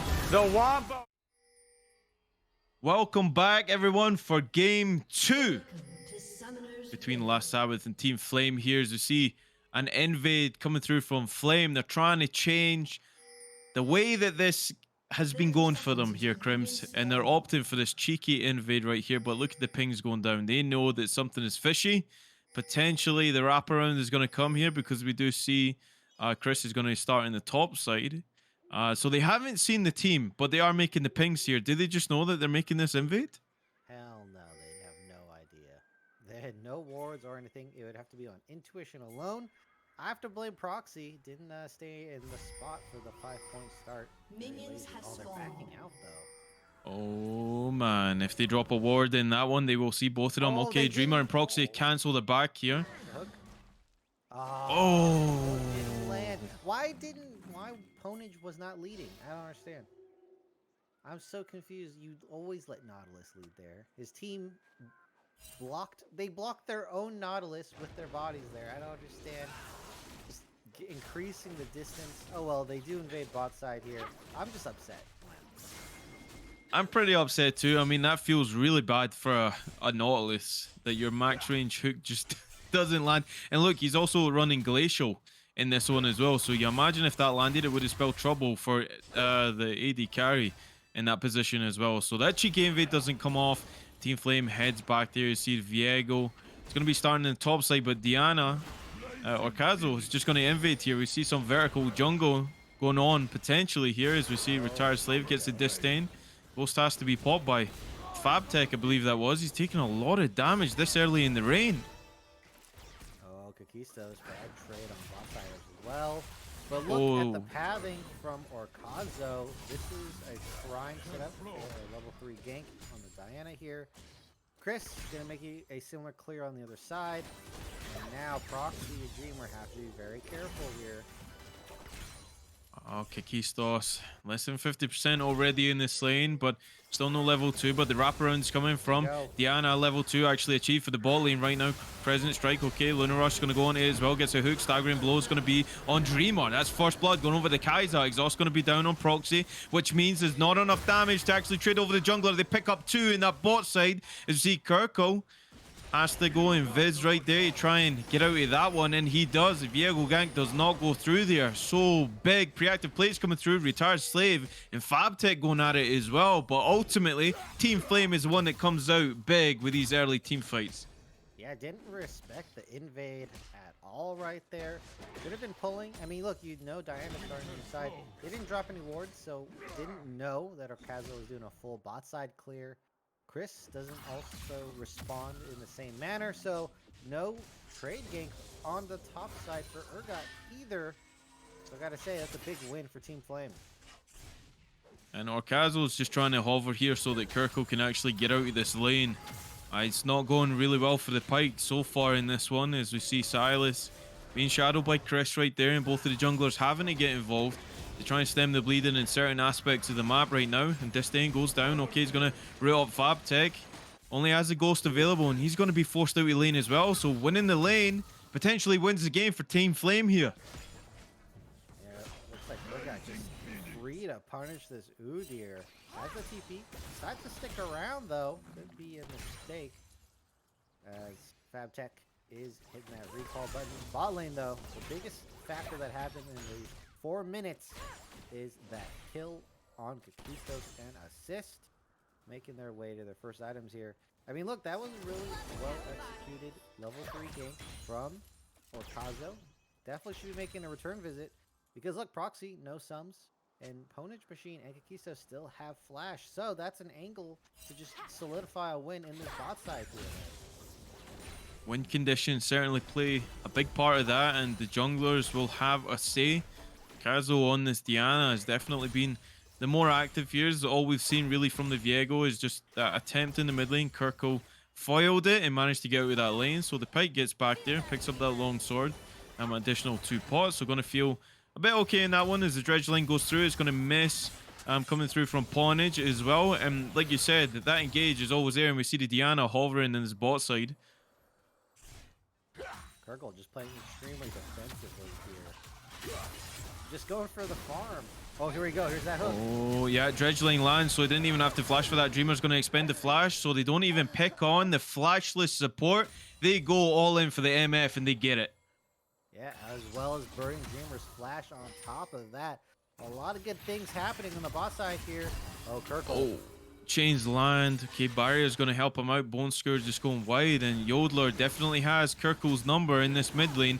Not looking good for the Pyke so far. He's down a pretty substantial amount of CS. You see 17 is the difference. Forced out of lane really early there, as you see Retired Slave going in as well. Fabtech taking a lot of damage, but going to repay the favor because Iron Mantle is just that much stronger.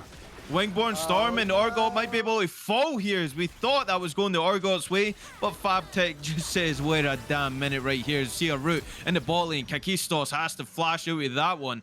There's no summoners available other than Exhaust, but Make It Rain might do enough to actually secure the kill. The stun goes through and the shutdown actually goes over to the Seraphine. I think Ponage should just sacrifice his life to save Kakistos there. Just hook in. Who cares if you die? Make sure Yuri the carry gets out. But that all in from FabTech onto retired there. Udyr definitely has the all-in potential. Urgot's got to play the trade game. Seems to just want to get in there and get the machine gun off, but as soon as you have that purge online and going, it means that you get slowed movement speed from the Urgot right there, so that's your counterproductive. If you don't have the damage to try and deal with the Udyr, and you see the Ninja Tab eyes coming in nice and early for Udyr, so going to negate a lot of the damage that will come through from the Urgot. Yep, and I kind of hope FabTech does build the Warden's Mail. Look at the amount of value you would get out of the Warden's Veil here. Gonna be good against Urgot, good against Diana, slows the attack speed, good against Circle, good against Kakistos. Definitely. Oh, we might see the first execute. Okay, Kirkle has to get out with that one. Yodeler sitting with that Pike ultimate right there. They're getting really dangerously low. Okay, Bone Scour goes through as well. Kirkle, oh! Gets killed by his own ultimate. Death from below, but it's only going to be on a Pike. Kirkle flashing into his own doom. That is painful. That is absolutely painful. Look, Kirkle is down a lot of CS already. Silas is starting to get pretty beefy. He's been working out, getting a lot of protein. And this mid lane is going in Yodeler's way again. Unfortunately for him, and it is on a Silas. And Silas damn well hurts once he's ahead. We're going to see an engage in the bot side again. Kakistos going to go into proxy, but Chris is here. Viego looking for that reset. Dredge line going to get Ponage Machine out of that one as they foil the gank and get a nice trade off. Well, Kaza have been doing a lot of farming here ever since those assists. And now we have a very interesting situation because this Udyr, I think, is going to... Oh, here we go, engage again. This Udyr is going to be pretty scary in the mid-game, Lamb. As we talk about that turtle stance, Iron Shell is going to be absolutely impossible to take down, especially from this Urgot. So there's going to be an answer soon. Okay, ultimate is available for the Pike. That's important in this one. If you can root up the Silas, good flash coming through from Yodeler. 2 levels ahead of the opposing mid laner right here. Can he hit the hook? Bot lane is going to be the first to go. Bone Scour misses, but the chains land from Silas. Goes back in, deletes Kirkle. Already gone. Exhaust going to go down and a route onto Arcazo as Diana trying her best to get this one. She will trade over for that support right there, and it looks like Yodeler, if he gets the chains up, the MF is here as well. Good rotation coming through from the bot lane at LS, and they turn that play right around. Is Yodeler going to take over this game 2 times in a row here? This is going to be a very, very drastic situation. Pike's not going to get any better in this matchup. Yodeler is set for taking Mic over feedback this off. game Mic off. and just snowballing 2 times in a row on Kirkle. 4 stacks on that Dark Seal, all credited from the kills that he's received on the opposing mid laner. It's looking like a little bit of a gap there, but the Pike still offers you that ultimate, and that is big for the team fight, so we can't write him off just yet. The goal lead is still within touching distance, so it's not even a reflection, not even close of the first game. We only have about an 800 gold lead in the shape of LS in this one. See the Bone Scour going to go through as well onto Chris, but he's going to walk this one out, staying in the shadows, okay. And he has to play defensively yet again. Lamb, I have a question for you. If 30 CS is a little gap, what's a big gap? I'm just trying to get your scale here. I'm trying to throw him a bone. Not the Bone Scour, but just a bone in general. He's in the struggles a little bit. He scared himself in this game. Yeah. Oh, wow. And even more gold. Over. Yeah, even more gold into the Silas here. He's really running away with it. Yeah, Yodeler almost has 2 times the amount of gold of Kirkle already. Certainly the richest man on the field. From rags to riches, Yodeler on this Silas pick doing very well. Kaisa, though, Kistos, still in the lead. Still got that. I said richest man. The richest person is a woman. I knew what you meant. Okay, Richest individual. Let's go with that. You're gonna start the dragon. Okay, Make It Rain's gonna go in. Try and help that one. Bullet time goes over, but the smite is good from the Diana. Big encore going through. Okay, the first one's gonna fall. Is the Diana who got the dragon? Kakistos on the backside. Punish Machine has to flash away from this one because ALS are just too healthy in this team fight. Dredgeline goes wayward right there. Kirkle just gonna get rooted up and deleted again. That's gonna be the third death of the game on this Pike. Kazo, interesting strategy, full taking the MFO just to take the dragon. Really dedicated to taking dragons here from Kazo, even from game number 1. But look, the team fight sways in the favor of Execute. Oh, goodbye. That ult at all. That could shield through everything.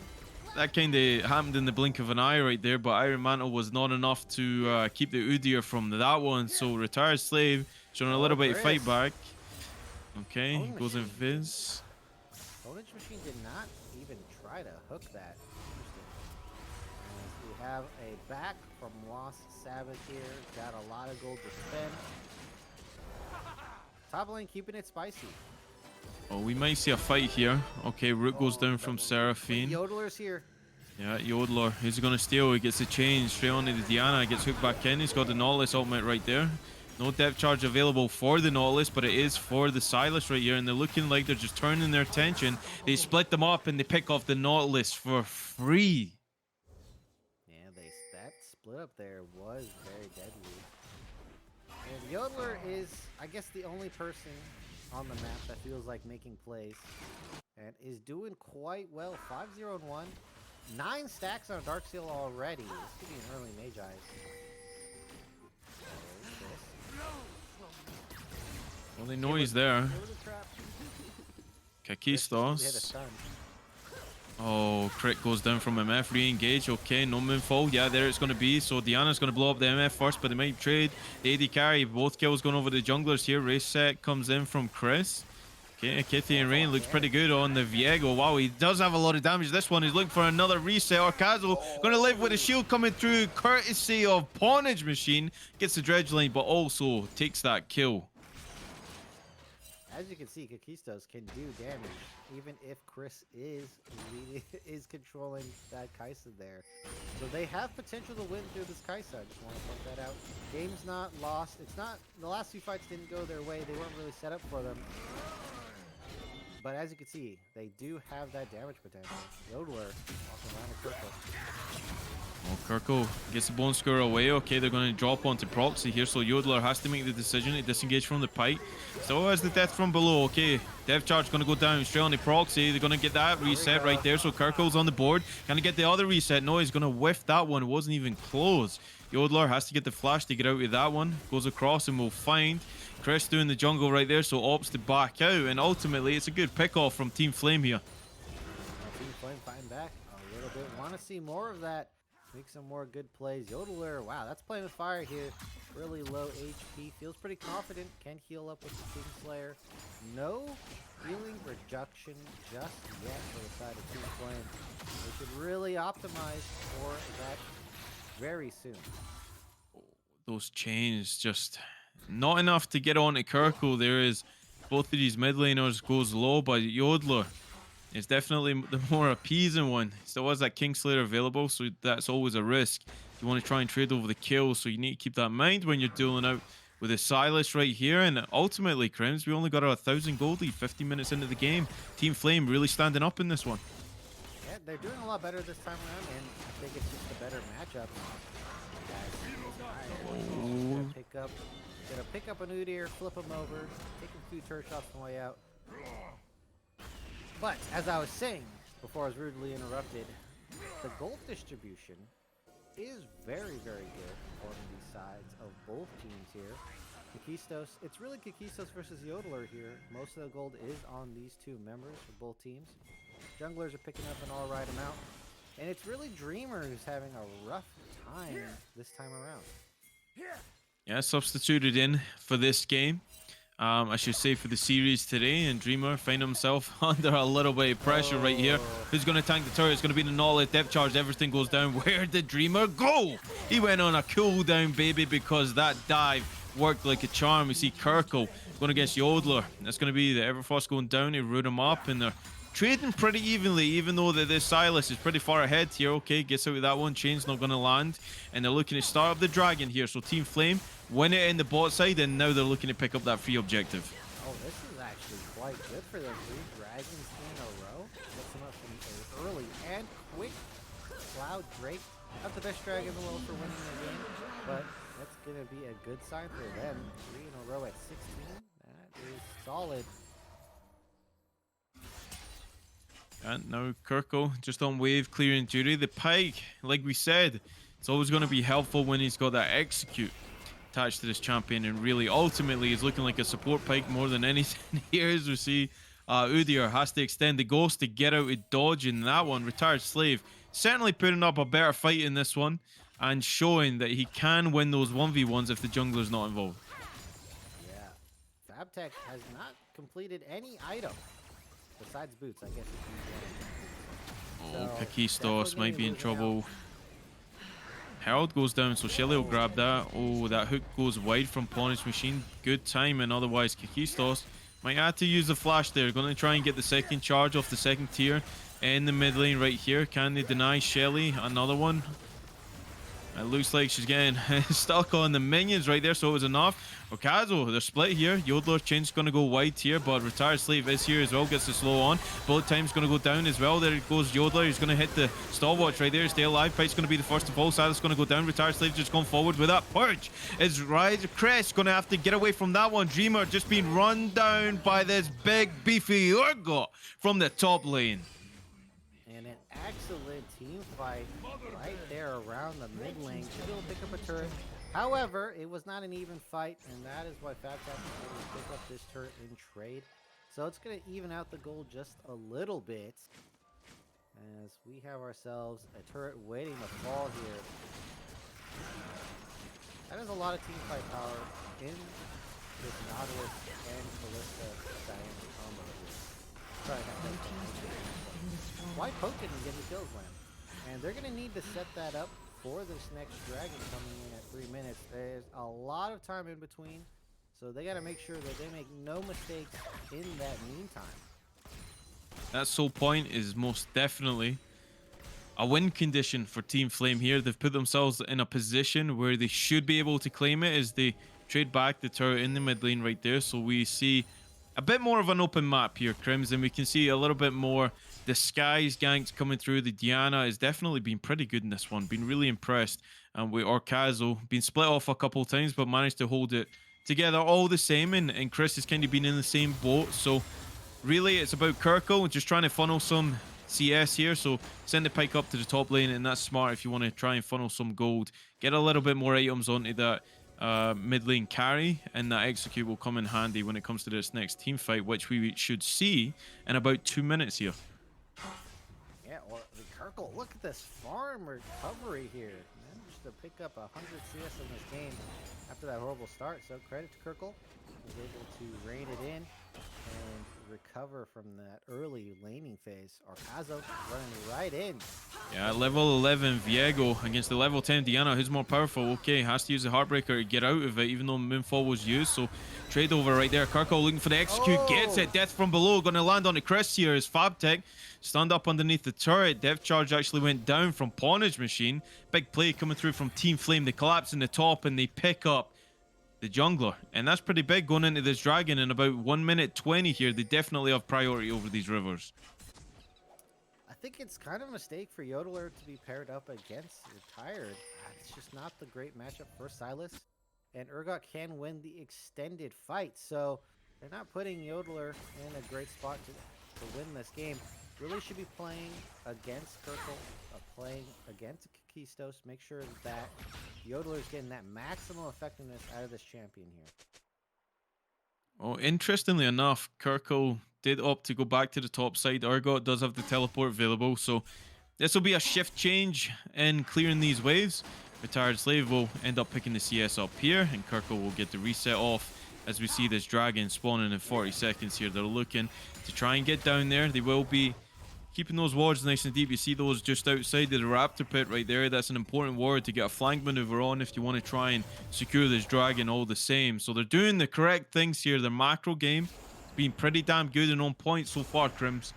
Well, they're just moving the bot side here. I really think they should keep that mid pressure.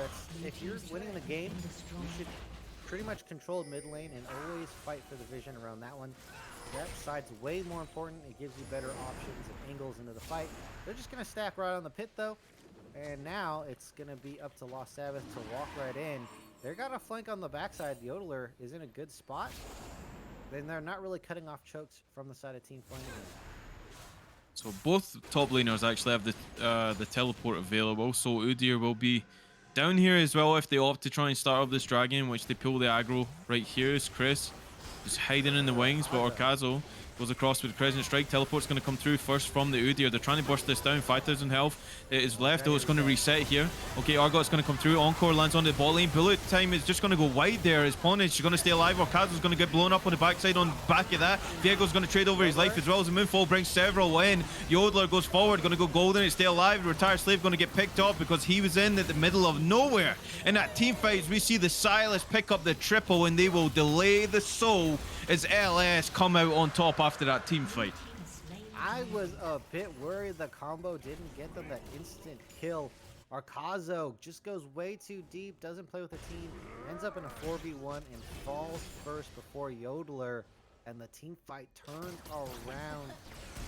That is quite a shame as Team Flame, that was a really good chance for them to win the game. Now, Baron's being started. I don't think they have enough time to finish this. They might have really good champions for taking it. This could be a flip that they don't want to be making here from the side of Lost Sabbath. Yeah, this Baron is going down relatively slowly. 7,000, 5,000 on it right now. Kirkle knows what's been done. Orkazo, okay, Crescent Strike. Can he get the rush over from Lunar? We'll see. He gets Everfrosted up. He goes across the pit. It's going to be stolen! Orkazo goes big and Team Flame says you can get the dragon, but that Baron belongs to us. That's a +1 on the Baron flip counter as this is given straight over to the side of Team Flame. Now they have the Baron. Orkazo doing his job. Die for that Baron every time. Saves him from losing a lot of potential gold and pressure in the game. And now it can be used against them. You could just see that one coming from a mile away, Lamb. Most definitely. I mean, that crystal ball is coming in pretty clutch right there. Crims was all over that. Yeah, they couldn't burst it down quick enough. And it really showed. And Orkazo didn't even think twice. I mean, the timing to get over there was pretty good. But we're going to see Retired Slave. A little bit of trouble here. Nobody in the vicinity. Diana's walking into the mid lane. So he'll be able to get out of that one because they have the Baron. They can't chase this. They're sieging in the mid. And it looks like they're going to get the second tier right there in the mid lane. Skirkle. Oh, that dredge lane goes wide from Ponage Machine. Depth charge is a point and click though. That's going to land. Oh, that doesn't land from Kaiser. So not going to get the ultimate coming through to try and get onto Dreamer right there. Goes a little bit forward with Make It Rain. Going to stem off the onslaught right now. Encore just out of range. Desperation plays to try and stall this Baron coming out from LS here. It seems like they're feeling the pressure, but they're not. It's not that bad in the game just yet to go for some crazy plays like that. They really need to keep their calm from the side of Last Sabbath. They were able to win the last team fight, so they have the better team fighting comp as well. They should really be keeping the nerves about them and making sure that they play things out right and not go for something risky like that last play. That Seraphine ultimate is huge. Do not want to burn that for something that doesn't end up positive for your team. Nope, and that did just go on a cooldown, but no dragon for 2 minutes. Going to make Proxy feel good about that, as we see just over a minute left on that encore for the Seraphine in this one as they go on wave clearing duty. Kirkle gets spotted out by Fabtech and just going to be forced to stay in the side lane. As you see Retired Slave doing the exact same thing. They're pairing up the mid laner with the top laner, and it's almost in favor right now of that Udyr. Basically gets free farm there, but we see Chris with the wraparound. Retired Slave gets Everfrosted up. Chris already going to go in. Bloody Rune King going to land on his slave already. Yodeler taking a lot of damage. Will he get the execute on? No, he's 1v3 and he's too damn tanky. They don't get anything on the Argot and they're still sieging in this mid lane. They're looking to crack the base and that's exactly what they do here. Big plays coming through from Retired Slave and Team Flame in this one with that Baron still ticking away. Yeah, I called it, Lamb. I was wondering, why are they putting Yodeler against Retired here? That's a terrible matchup for the Silas. Pair him up into Kirkle. He dominates in that one. Zaptec here. They're going for it.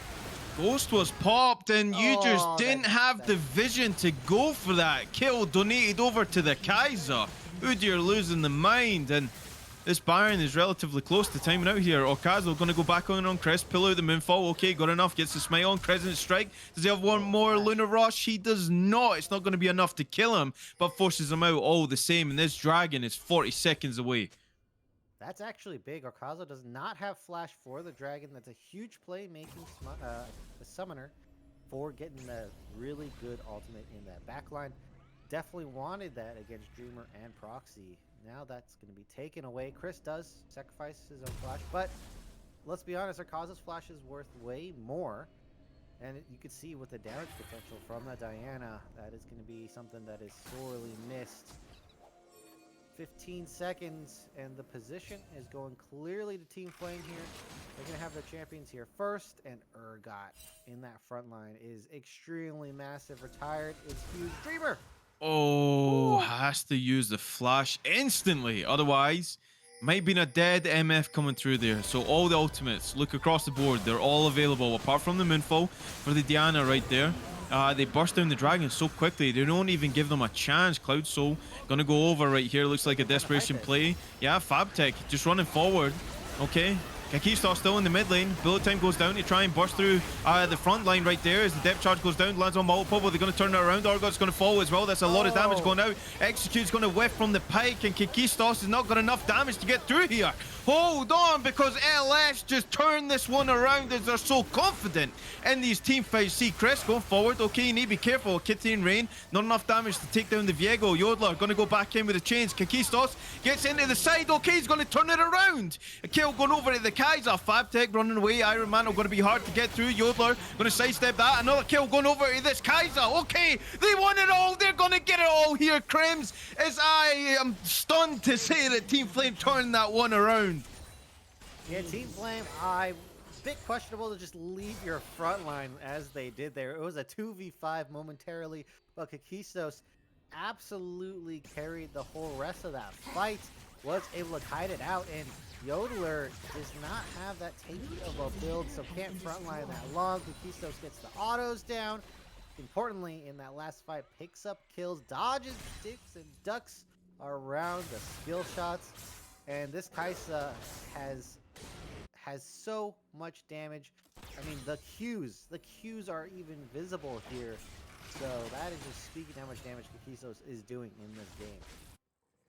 So now it looks like Team Flame wants to take this Baron.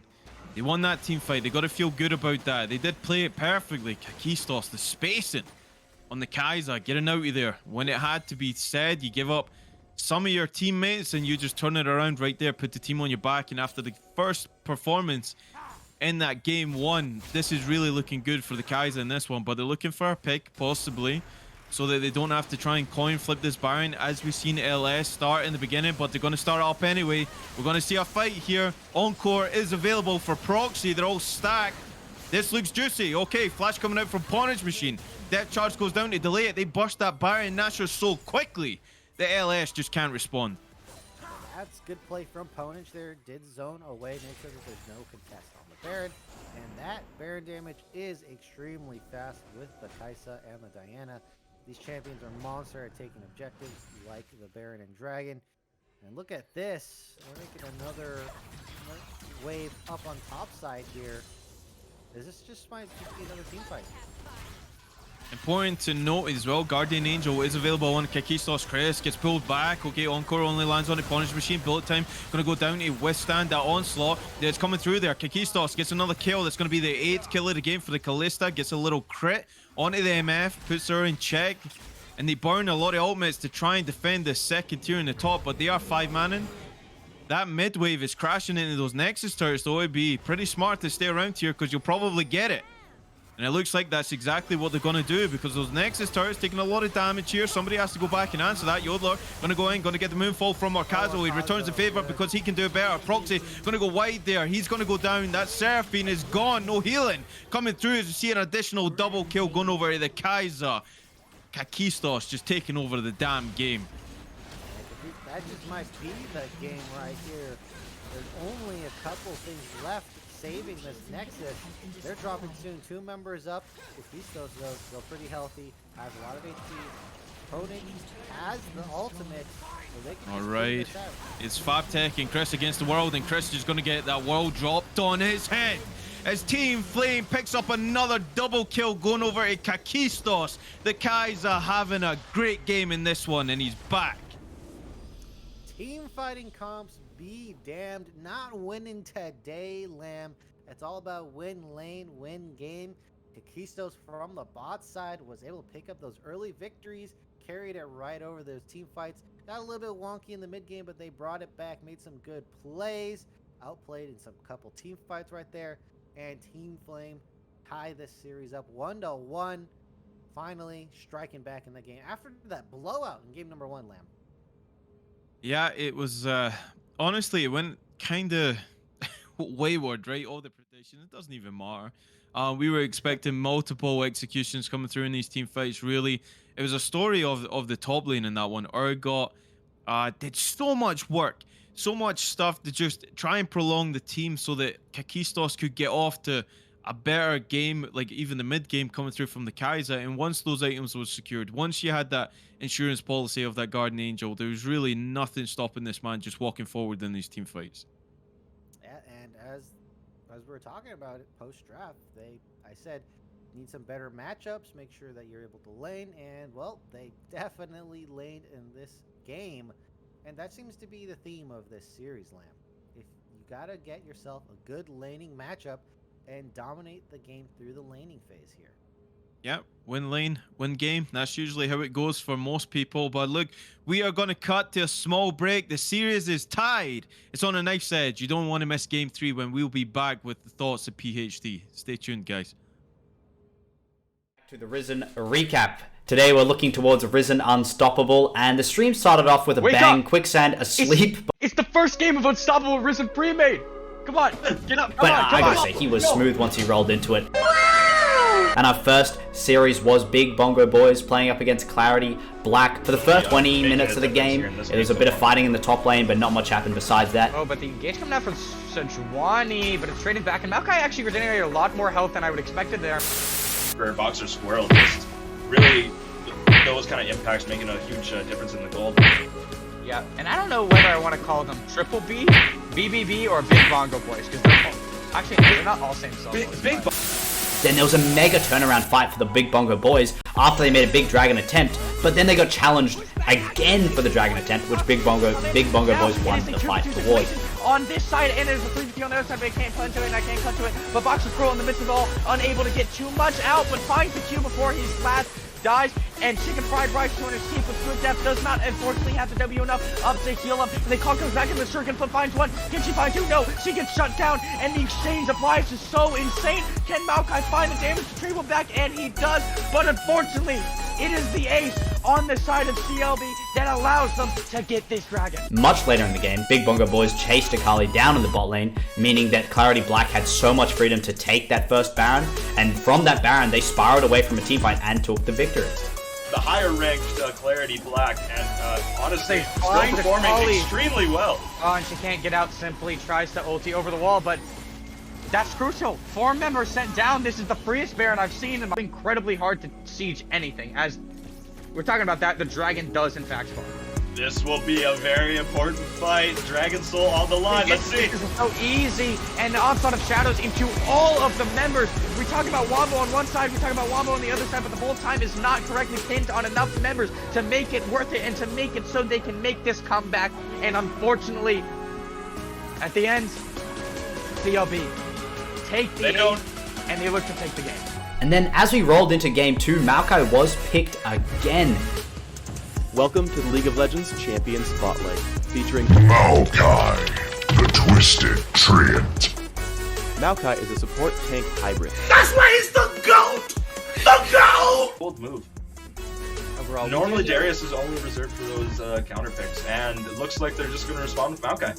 And the team was entirely green, so they kind of had the aesthetic advantage for the Big Bongo Boys. For the first 22 minutes, I kind of got distracted watching the LCS. 100 Thieves did win, to a big surprise of all the casters, and then we moved back into the game, where Baron and Soulpoint were both hit here by CLB. Towards this dragon, we do have good depth running up from base. Let's see if we can get here in time. And this dragon is down to 9k HP. They opt to pull it out, so the potential steal is has a lot less potential to happen. The Maokai ulti for the engage. They want to make this happen. The Wombo combo, but the bullet time is just barely out of range, but it's not going to matter in the end. The Deathball comes too strong, but this Twitch is free firing in the backline. Good Death trying to stall time for his 80 carry, but in a 1v4, when you're already routed and they're already on top of you, they make it look easy. With CLB taking a massive victory in the second game and this series. It seemed like the casters had gone to Hogwarts, because every single time they were casting and made predictions, they just put a caster curse down on poor Big Bongo Boys. The series is taken by Clarity Black. And that was Risen Unstoppable for the night. Hey everybody, and welcome back to the Risen recap. Today we're looking towards Risen Unstoppable, and the stream started off with a bang, Quicksand asleep. It's the first game of Unstoppable Risen Premade. Come on, get up, But I gotta say, he was smooth once he rolled into it. And our first series was Big Bongo Boys playing up against Clarity Black. For the first 20 minutes of the game, it was a bit of fighting in the top lane, but not much happened besides that. Oh, but the engage coming out from Sejuani, but it's trading back, and Maokai actually regenerated a lot more health than I would expected there. For Boxer Squirrel, just really those kind of impacts making a huge difference in the gold. Yeah, and I don't know whether I want to call them Triple B, BBB, or Big Bongo Boys, because they're not all same solos. Then there was a mega turnaround fight for the Big Bongo Boys after they made a big dragon attempt, but then they got challenged again for the dragon attempt, which Big Bongo Boys won the fight towards. On this side, and there's a 3v3 on the other side, but I can't punch to it, and I can't cut to it. But Boxer Squirrel in the midst of it all, unable to get too much out, but finds the Q before his last dies, and Chicken Fried Rice 200 keep with good depth does not unfortunately have the W enough up to heal him, and they call comes back in the circuit, but finds one. Can she find two? No, she gets shut down, and the exchange of lives is so insane. Can Maokai find the damage retrieval back? And he does, but unfortunately, it is the ace on the side of CLB that allows them to get this dragon. Much later in the game, Big Bongo Boys chased Akali down in the bot lane, meaning that Clarity Black had so much freedom to take that first Baron, and from that Baron, they spiraled away from a teamfight and took the victory. The higher ranked Clarity Black, and honestly, still find performing Akali extremely well. Oh, and she can't get out, simply tries to ulti over the wall, but that's crucial. 4 members sent down. This is the freest Baron I've seen, and it's incredibly hard to siege anything. As we're talking about that, the dragon does in fact spawn. This will be a very important fight. Dragon Soul on the line. Let's see. This is so easy, and the onslaught of shadows into all of the members. We talk about Wombo on one side, we talk about Wombo on the other side, but the whole time is not correctly pinned on enough members to make it worth it and to make it so they can make this comeback. And unfortunately, at the end, CLB take the lead, and they look to take the game.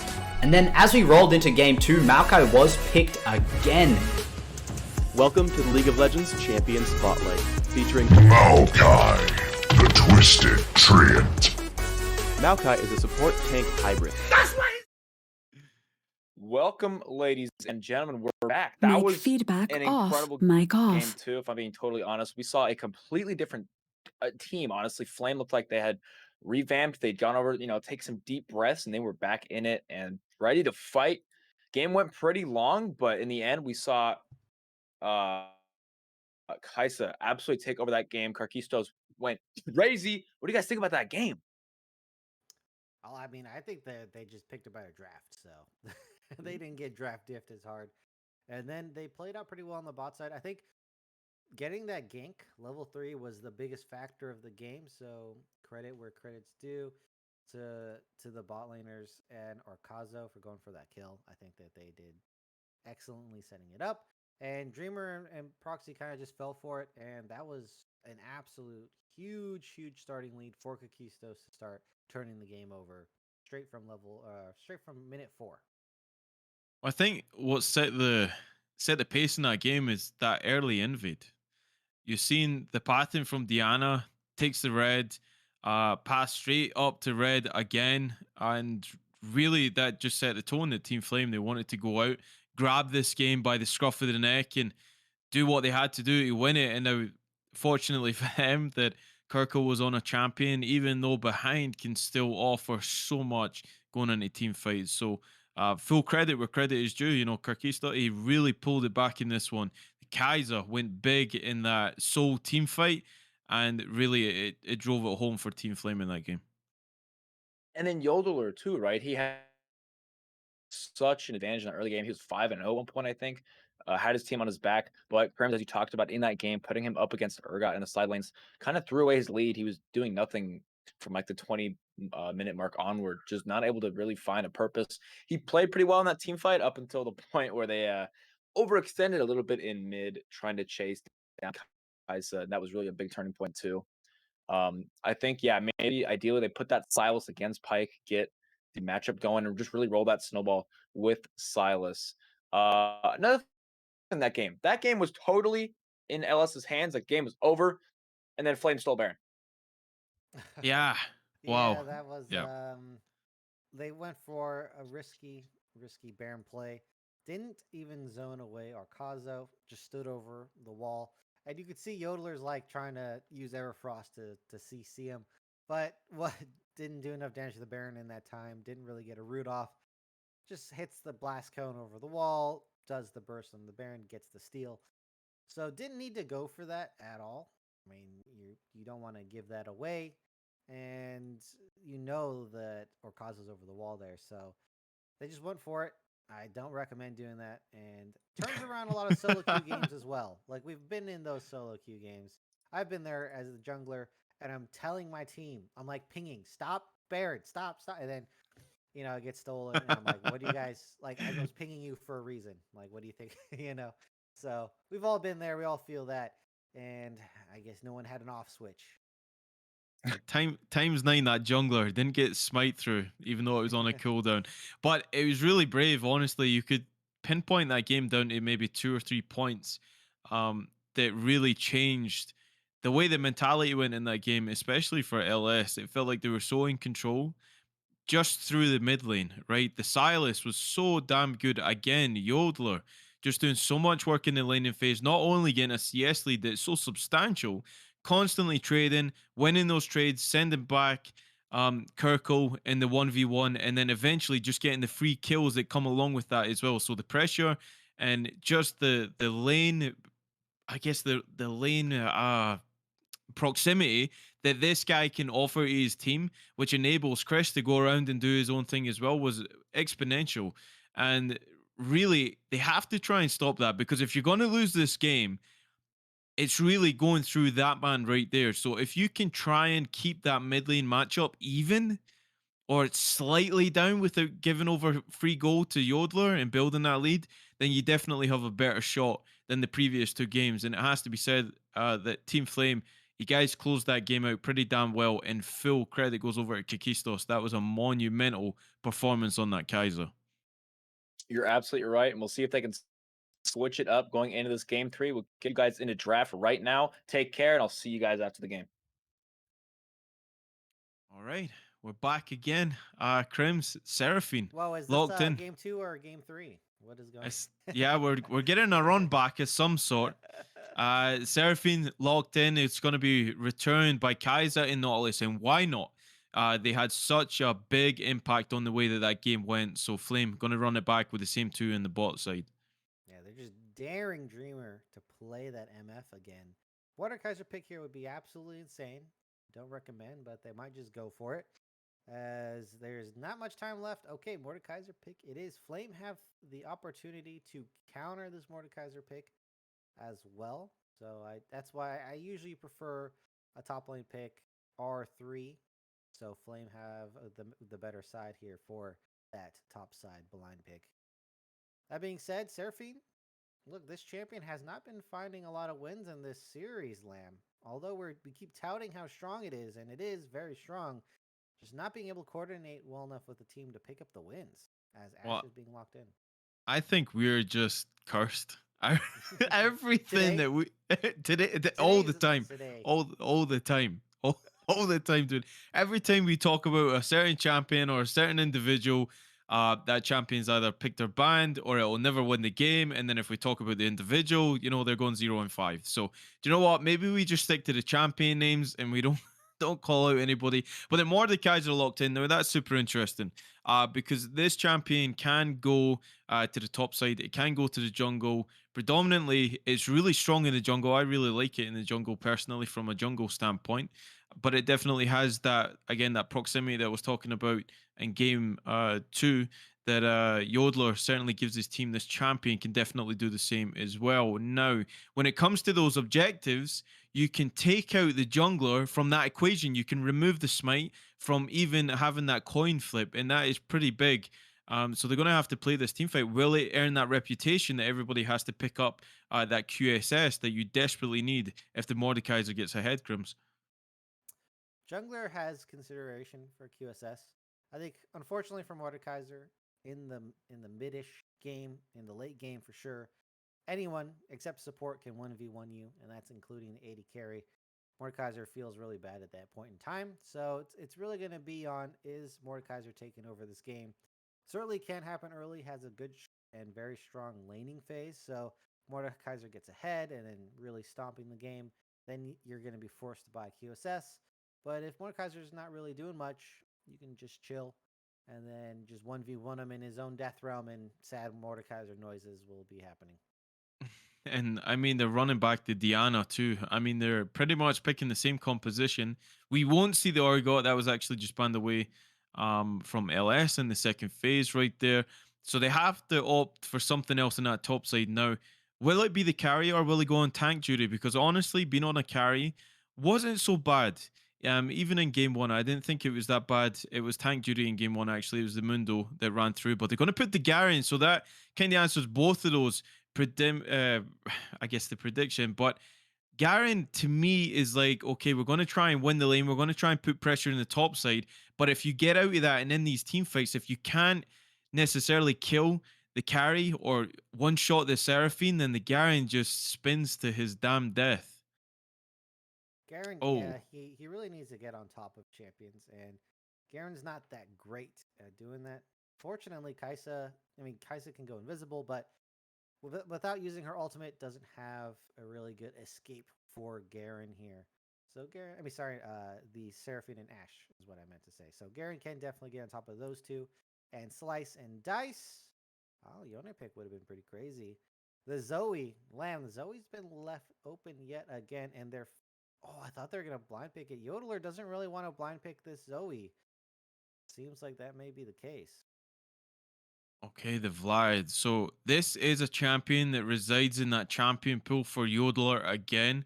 Really likes these hyper scaling mid picks, and Vladimir certainly going to give you that. Can be very comfortable too, but we'll see what the answer to that is. But I like the Gnar pick here. I think seeing the Gnar is pretty damn good. All right, if I know Team Flame, Garen's actually going mid, and they're picking a top laner right now. That'd be very funny if they did do that. Pantheon, give me Pantheon here. That is an interesting pick. They're putting Kirkle on another roaming pick. Pantheon, with that level 6 ultimate, can get to the side lanes very quickly here. Garen's gonna have a terrible time in the Gnar. I'm pretty good at that matchup, and Garen just can't touch Gnar at all. Can kite him out the whole time. So it's gonna be rough for retired up in the top side here. Yeah, the thing that really gets me, so I thought that Kirkle wasn't too bad in roaming with that pike. So I can understand the thinking behind this if it is going to be a Pantheon mid, but like you said, it could potentially be the Garen, which can put pressure on that Vladimir. Honestly, I like that better. I like that better. So I mean, either way, I think both of these matchup is pretty good into Vladimir. I think that's first and foremost, like going into that. And you know what? The Mordekaiser Garion pick is, that matchup is okay for Mordekaiser. I think it makes it very hard if he goes against Pantheon, because Pantheon does have that burst damage that he can make it very hard for Mordekaiser. He can force him off the wave, especially in the early levels. But like it says, they have an answer to this Vladimir. They just have to make it work in the laning phase. The laning phase is the key thing here. This man cannot get a free pass to scale up in this game because Yodeler has really looked like the cream of the crop in both of these games so far. Yeah, that is correct. Yodeler seems to be the focal point for Last Sabbath, as well as Chris. They actually have a pretty good jungle mid duo going on here. They make a lot of plays together. Fortunately, in the last game, Chris wasn't having as good as a game and wasn't able to help Yodeler win. That being said, here, this jungle duo is not very strong either from the side of Last Sabbath. This is quite weak. Mordekaiser and Vladimir, not only are they both magic damage, but Vladimir and Mordekaiser don't have the same power spike at all. So your best hope is that Chris is able to make some plays for Yodeler to get ahead here in the mid game. Otherwise, he's going to sit in scale, and hopefully Pantheon doesn't mess up his team while Yodeler is farming up and getting stronger in that mid lane. Okay, so we are gonna bring it back to the analyst desk really quick to get the thoughts of PhD because do you know what? Now that we can see that composition being revealed here, PhD, we got the Ash and the Seraphine going up against the Kaiser and the Nautilus. Who do we give that to? I feel like hands down, Kai's Nautilus is gonna, Ash is a sitting duck against that Nautilus. The hooks are gonna be lining nonstop. I made a joke in the Discord. Cue the montage. We're gonna see Nautilus hook after Nautilus hook coming onto this Ash, and I think it's gonna be not so great for them down there in the bot lane to answer that question. I don't know. Team comps, Flames comp is very aggressive, which I don't mind, but it's very close range, right? You have a melee top, mid, and jungle. So later in that game, it's going to be much harder for them to engage in these fights, especially against these champions like Seraphine and Ashe. They're just so long range, they can poke you down. So it's going to be, just like last game, a little hard to commit. But we've seen that Flame can do very well on these aggressive characters and these champions. I think I don't know. I'm kind of rooting for them. I think they can make it work. Ellis's draft seems like it doesn't have a fantastic direction, if you ask me. I think they're in the team fighting theme. They have Seraphine, they have Gnar, they have Vladimir, and Ash does do well in team fights, can do a lot of slow AoE slow and get a initial pick. So that's what they've set up for themselves. This one spikes a little weird. I think Gnar is going to be able to be pretty effective after 2 items. Vlad really needs that time. So it is a little bit weird, but if you really think about it, they're team fighting comp. Yeah, they'll definitely try and get to a point where Vladimir can get a couple items at least. I feel like before they start to pull that trigger, that they will certainly have a bigger team fighting prowess over a flame in this game. So the way that I kind of see this going is Ellis is probably going to sack a couple of dragons in this game in order to make sure that they can get the Vladimir to a point where he's going to have a bigger influence in these team fights. Now, the Diana will play a big part in this as well. And the timing of these pulls has to be pretty good from Yodeler because we've seen Orcazo on this Diana. This man does not hesitate to jump on you and try and blow you up. Well, that is why I think they've picked the Mordekaiser here. They're just going to ult the Diana, make sure that she doesn't get a nasty and gnarly ult. And if she's ever on top of a prime target, they can just peel with the Mordekaiser ult. I think that's the plan. I think they flex picked it on purpose. They kind of did like a trick top lane pick here. And I think that's what they're going for. And I think the theory checks out. Yeah, I think you're right. I didn't quite piece together all those champions being such a team fight manner, but I think that Mordekaiser is going to shut down that Diana. So I like that. I hadn't thought of that. That's pretty much the man with the brain on this operation, and that's what I'm here for. I also want to touch on Lamb. You the Gnar pick. I also would like that Gnar pick. I think it can hold back that Garen really really well. You have a lot of presence in that top lane. Although presence in that top lane doesn't quite get you those dragons, which Flame has been so heavily focused on. It went 4 dragons pretty damn quick. I believe they picked up Soul at around 25 minutes that game, which was pretty crazy. They've gotten almost every dragon throughout the series.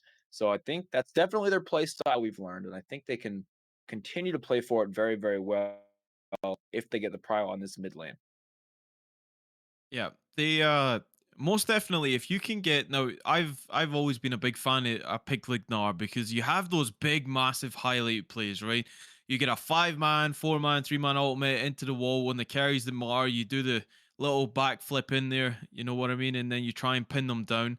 So really, it'll come through FabTech. He will have the priority in the top side. So will we see Mordekaiser go up there potentially? But I feel like for Team Flame in this one, you just leave the Garen on an island. You see if he can deal with that Gnar. Most importantly, you try and get Kirkle out of this lane with at least a kill. I think you have to go hyper aggressive on this Vladimir. You can't let Yodler just take a free lane. You just can't. Make sure that Kirkle can get to 6 pretty safely and then try and influence these side lanes, because then what you'll see is that will counteract whatever that Gnar can do to Garen, and then you'll find that Garen can be in a state in that lane where he'll be nice and safe and can potentially even push it to that turret and then try and keep that Gnar up there from affecting these big team fights. So again, we can predict all we want, but is that the way it's gonna go? I don't know, but I'm definitely interested to see how this top lane unfolds in this one. I think you're absolutely right. That's definitely the right call, leaving Garen up on that island. Another thing, bot lane of Flame is so brutal, right? I mean, your Seraphine Ashe, they have that long range poke, but you bring down Pantheon, you bring down Diana, and they can dive Seraphine Ashe under tower so easily. The damage could be absurd, and they can get in and out pretty easily with the Pantheon E and the Nautilus just overall tankiness as well. So I think we're going to see a lot of action around that bot, just as you said, leaving Garen up on that island. And we'll fire it off real quick. Predictions, boys. Crims, what are we thinking? Oh man, it's hard to predict these ones. So I'm just gonna go with the theme of the series. The theme of the series was whoever had the stronger lane phase wins. Team Flame. And really quick, I'll probably go. Yeah, I got to go with Team Flame too. I think Kirkle's going to turn it around here, but I might eat my words if Yodler gets out of this laning phase the same way he has in game 1 and 2. But yeah, Team Flame, I think. I think I'm gonna have to agree with you guys. Their comp is looking solid. They have their goals, their initiative, and what they want to do, and they can make this game pretty decisive and quick if they want. And with that, we're gonna go to a quick break, ladies and gentlemen. But don't miss it. Go get your snack, get your drink, and come right back, because this game 3 is about to be a banger. Back to the Risen recap. Today we're looking towards Risen Unstoppable, and the stream started off with a bang. Quicksand asleep. It's the first game of Unstoppable Risen Premade. Come on, get up. But I gotta say, he was smooth once he rolled into it. And our first series was Big Bongo Boys playing up against Clarity Black. For the first 20 minutes of the game, it was a bit of fighting in the top lane, but not much happened besides that. Oh, but the engage coming out from Sejuani, but it's trading back, and Maokai actually regenerated a lot more health than I would expected there. For Boxer Squirrel, just really those kind of impacts making a huge difference in the gold.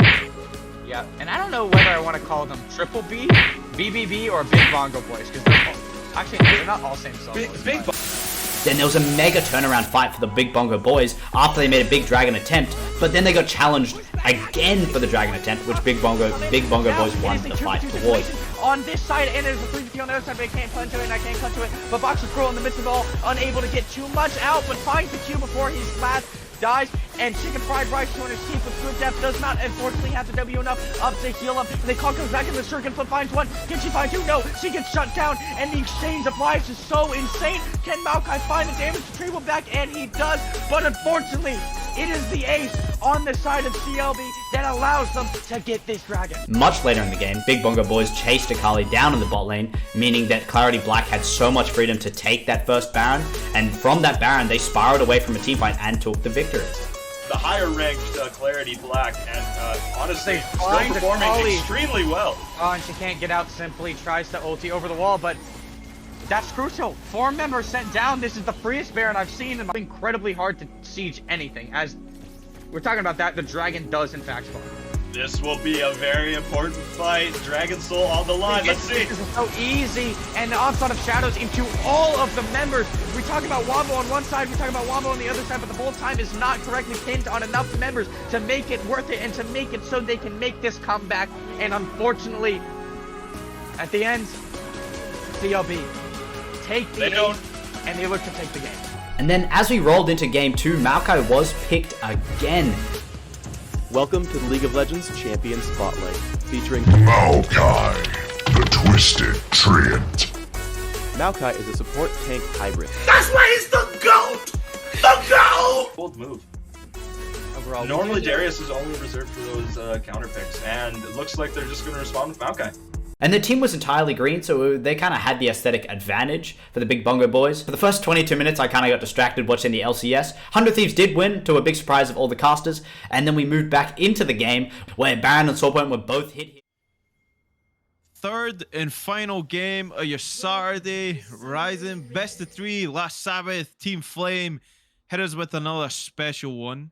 It was game 1 was pretty conclusive for Mic last Sabbath, feedback but off. Team Flame Mic really off. bringing it back. Oh, they just try that cheeky invade again here, Crims. They're looking ready and aggressive for this one. I'm still upset that Ponage is not in front. Again, someone else is just let Nautilus lead. Why? Just let the man lead. That's what he's born to do. That is what he's been designed to be as a champion. All right, nitpicks aside, wards have not really gone down on opposite sides of the map. So junglers might be flying blind here just a bit.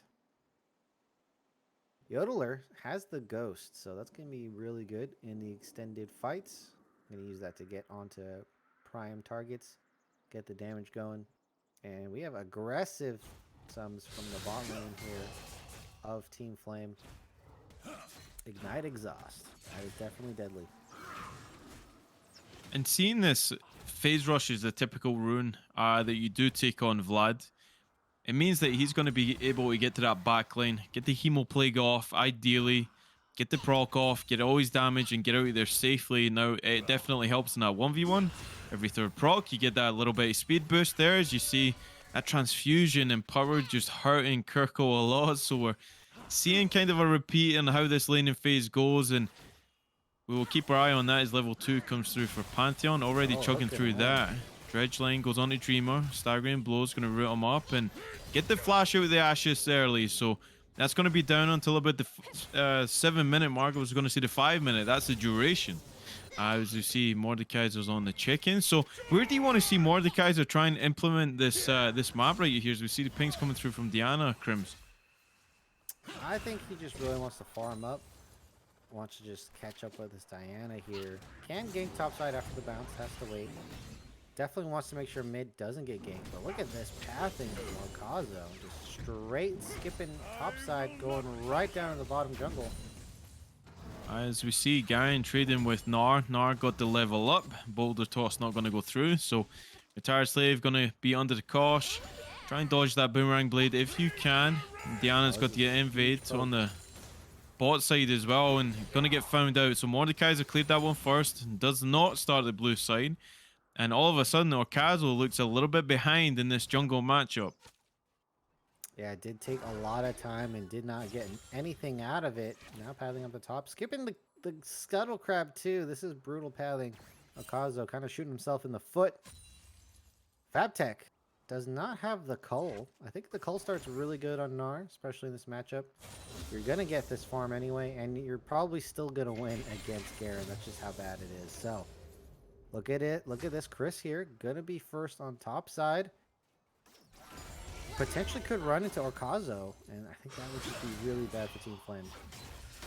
Kirko gets the stun up on the Vlad, but Yodeler's going to heal that one up, no problem whatsoever. See pings. Okay, both junglers going to meet each other right here.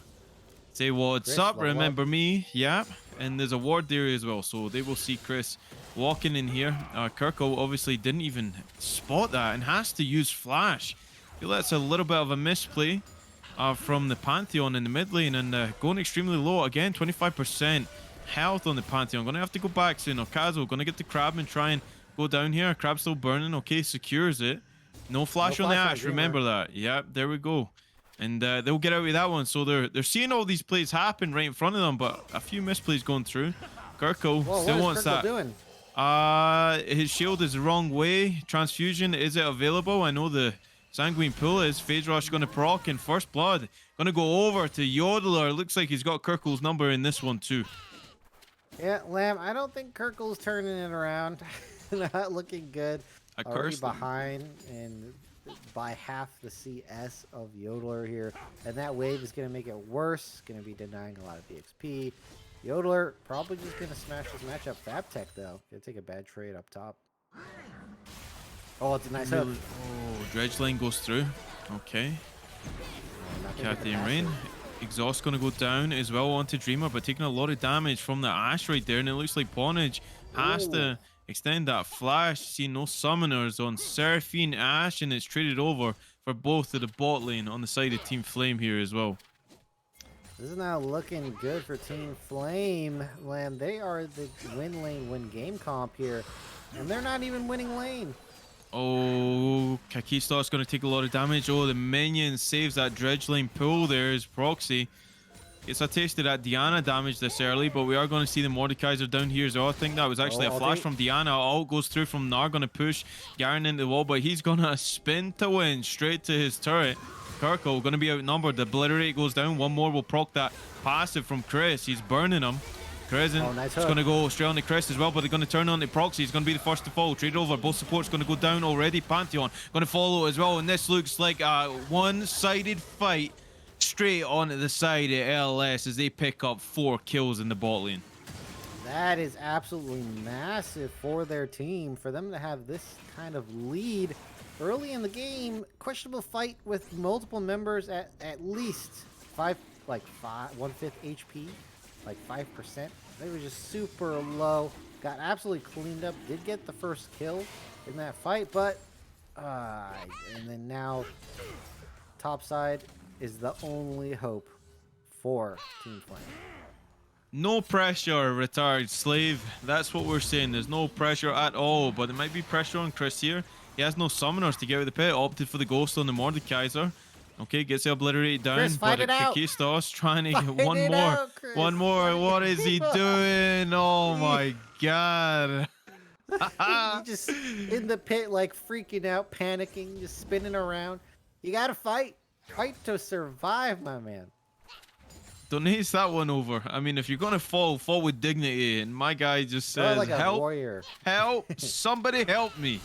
And there was no help to be had, so Mordekaiser's gonna pay with his life. He's waiting for the police. He's waiting for the police to show up.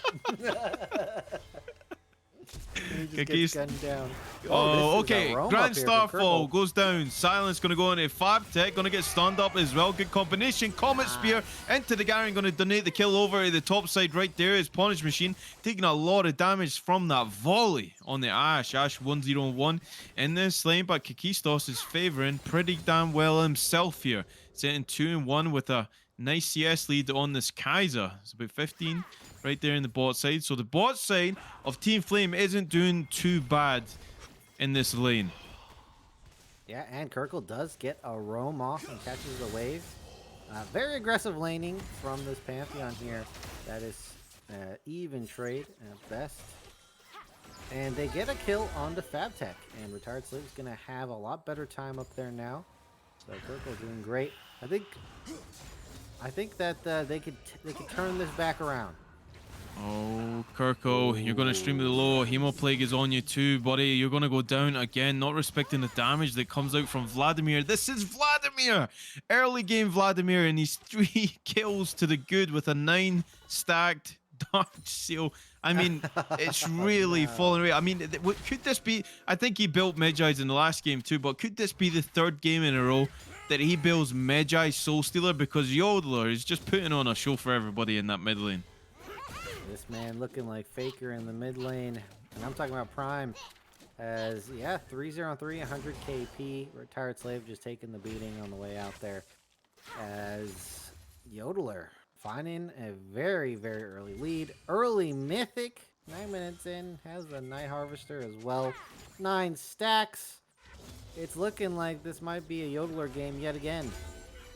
We will see if they can deal with that. Level 6 coming through for both of these. Encore going to land on the Ponage. Exhaust as well. Enchanted Crystal Arrow was already used, but Volley is not going to be enough to take down the supports. Kakistos goes back in with the ultimate of his own, but the Volley might be enough to take him down. No, they're going to live with a slithery health as they walk away from that losing bot side. There's Dreamer and Proxy just shoving that lane down their throats.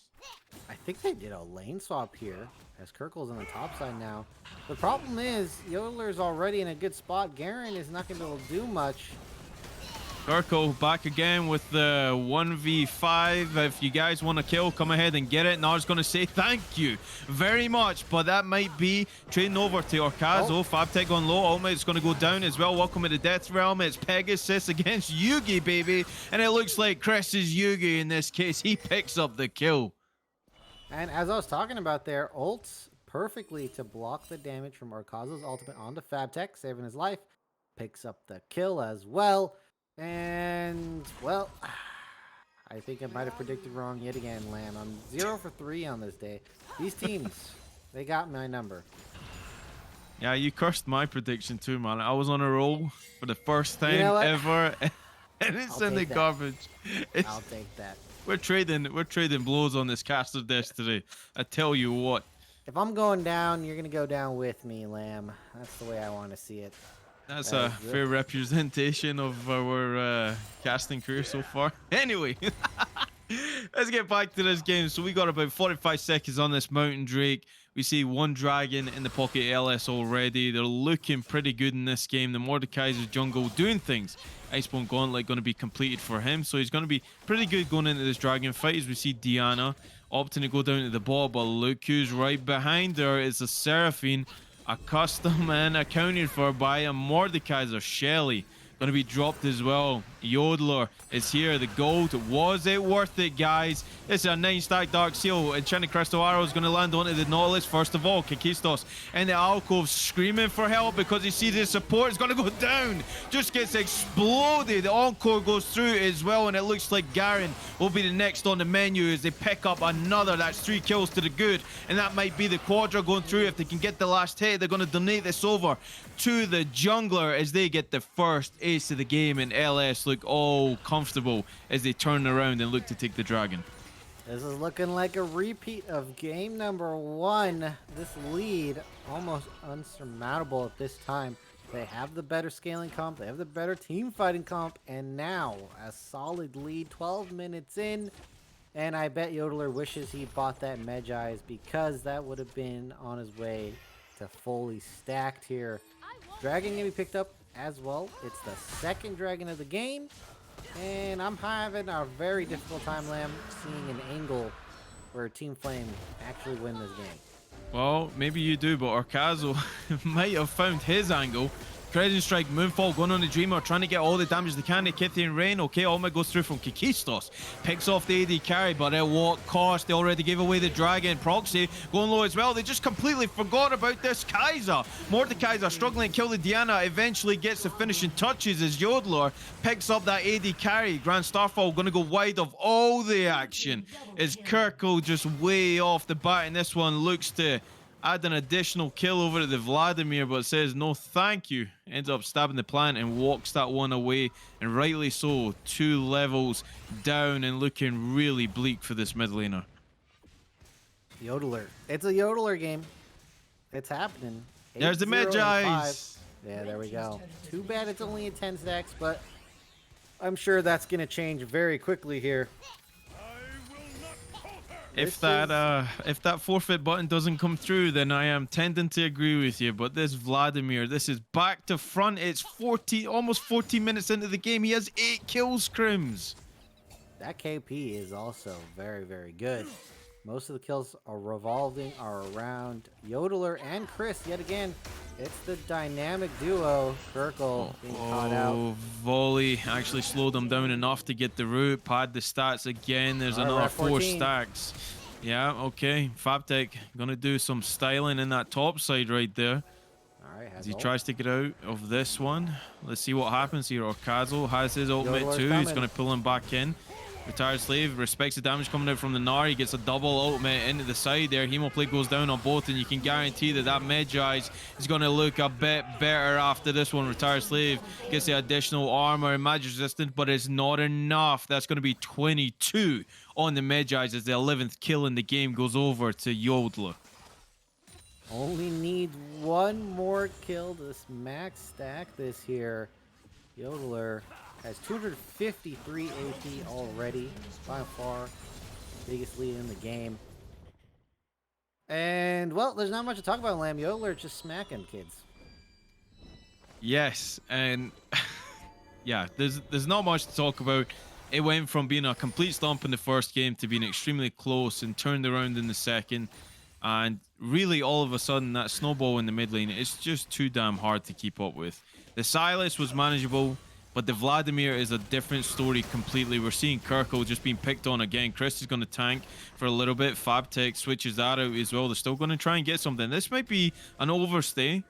Diana is here as well, drops the ward, but they're going to walk that one out as we see a bounty might be claimed. No, they're not even going to get that with the threat of the Seraphine coming to the mid lane. Proxy going a little wide there. They really should just chill and only make plays around Yodeler at this point. And if you do that, you'll never lose this game. Yodeler gonna be matching up into retired yet again, but this time on a way more effective matchup.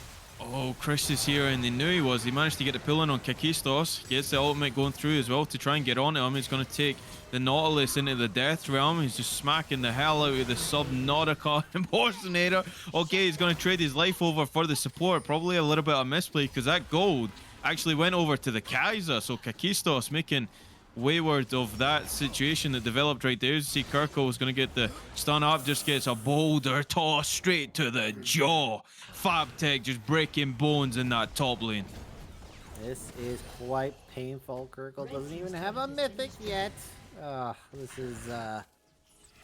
is really bad look for Kirkle here. Getting battered and bruised in this game. And still playing very aggressive. That's the guy, give him credit. Man doesn't quit. No, it's that feed to win strategy. We've seen it multiple times. Yasuo usually likes that one. He actually 0-10 power spike. Yes, that might be the angle that we're going for here. But he actually did buy the Dustblade for just a second to prove you wrong that he did have a mythic, and then he undone that and picked up Sariti Dirk. Okay, oh no, he's bought it again. Okay, my eyes. I mean, he's playing. He's entertaining. He's making it interesting. He's getting a Dustblade when he's super behind. That is not what you should ever do. Give up on Duskblade if you're behind, please. It's the worst item to get. Probably should have won Eclipse anyway, or maybe just went full tank. Who knows? Probably would have been better to go full tank. Well, I hate to keep going on. Certainly when you're having a bad game, but the Dustblade, who is that gonna kill in this game? We have Shield Bow on the Ashe. We see a Frozen Heart actually coming through on the Seraphine, his first item here as well. So it's pretty tanky support, and it's going to be really hard to try and get those picks. So it's looking really bleak. You see the goal lead right now, about 8,000, 9,000 almost right here as they pick up their third dragon of the game. Enchanted Crystal Arrow is actually going to land onto the Kaiser. That's one you want to kill. Oh, the Encore nice. onto both of the bot laners right there. Kakistos going to flash away. Leave the rest of his team to the slaughter. Ponage just going to go low. Dreamer 1v1 and again. Kakistos, and amongst all of this, and the Kaiser comes out on top. They trade over one, but hey, did anybody see Garen? I did just for a second, and he's put on the cooldown too. 3 kills going the way of LS in this one. They got the Rift Herald. They're going to send it down mid. Should get at least 2 turrets to my estimation here. And killing Kakistos, the main threat of Team Flame, is going to be the calling card for going for this play here. Yodeler, meanwhile, bot side picking up more solo gold. And you know what? They're going to take the inhib as well. Baron's not up yet, but they're doing it. Okay, so Deathscrap's going to go in on Kirko. Get a little bit of stun up right there as well. Nautilus on the front line. That Frozen Heart doing a lot of work from Proxy. Here has to flash to try and get out of that one. Yodeler just ignoring his whole team here and staying there. Wow, what a play coming through from Mordekaiser. The backwards, see you later, Death's Grasp. Pulls him away, but Kakistos might be able to get the kill with a Kithian Rain. He does. Okay, they pick one up. A little bit of fight left in Team Flame here. That looks like it. Oh, Kirko, where are you going? He wants to try and secure something. Sanguine Pool. He's facing the wrong way. Fabtech says thank you for that prompt delivery. That's better than Amazon Prime, baby. He's on point with that one. Imagine if Amazon Prime just delivered you money. I would like that. That is Kirkle right now. I mean, he's got nothing reset right now, so I mean it's about 100 gold or something. I mean, gold is gold. in this game. And speaking of the gold, we're at Yeah, what about 10,000 now. honor and respect, Lamb? That's I more think important than gold. I think that went out the window in game one for this man.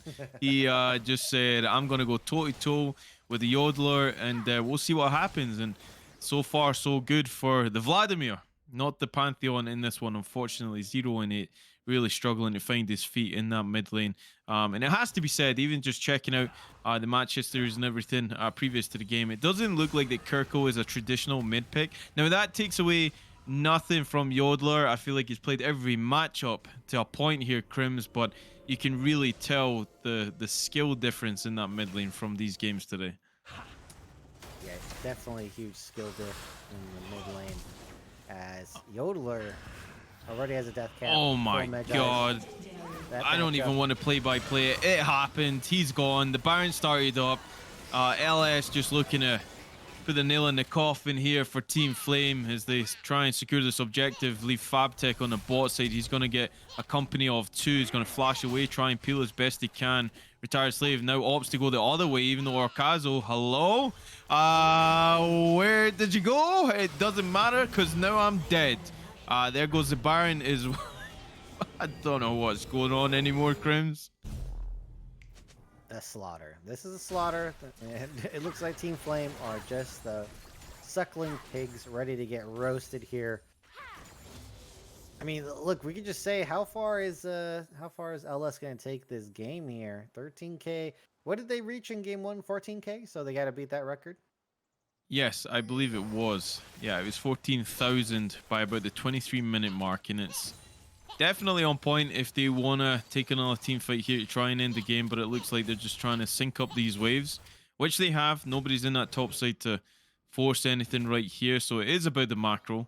They are pinging that dragon, so they will maybe opt to just try and secure that all-important soul, even though there shouldn't be any contest to that, but they are on the inhibitor in the bot side. Fabtech here might find himself in a 2v4 situation. Decides to leave, turn tail. Good idea. Even though you're this far ahead, probably not going to win that still. Dragon, this is going to be a very, very fast dragon. About 23 minutes in. Should be an easy secure. And it looks like Team Flame are going for it. This might just be the game here right off this fight. I mean, really, it's 6-1 and half a dozen of the other. You have to pull the trigger at one point. When is that going to be? It's already insurmountable, but with the Dragon Soul on board with that too, it makes it just a little bit harder. They are grouped here. Big wave in that mid lane should be crashing relatively shortly, so if they are going to go for this, they have to burst it, but Kirk goes on the front line. He's really cosplaying that 300 Spartan against Persia pretty damn well, I think. Okay, they get the objective bounty, but what's it going to cost? The root goes down from Seraphine and roots up Kirko. Is going to be the second to fall here. Garen falls as well. Diana, Pawnage. It's going to tab the stats as well as Nar is already on the Nexus turrets. They win it 5v4. They don't collect the soul, but they will collect the series 2-1 for LS in this one. Alright, optimal flashing over the wall to get to Nexus faster. Gotta love to see optimized gameplay. And, well, you know, was that even a game, Lamb? I don't think that was a game of League of Legends. Well, they did beat Game 1 gold lead. They actually ended 15,000 by 23 minutes in this game. So they did beat their record in Game 1.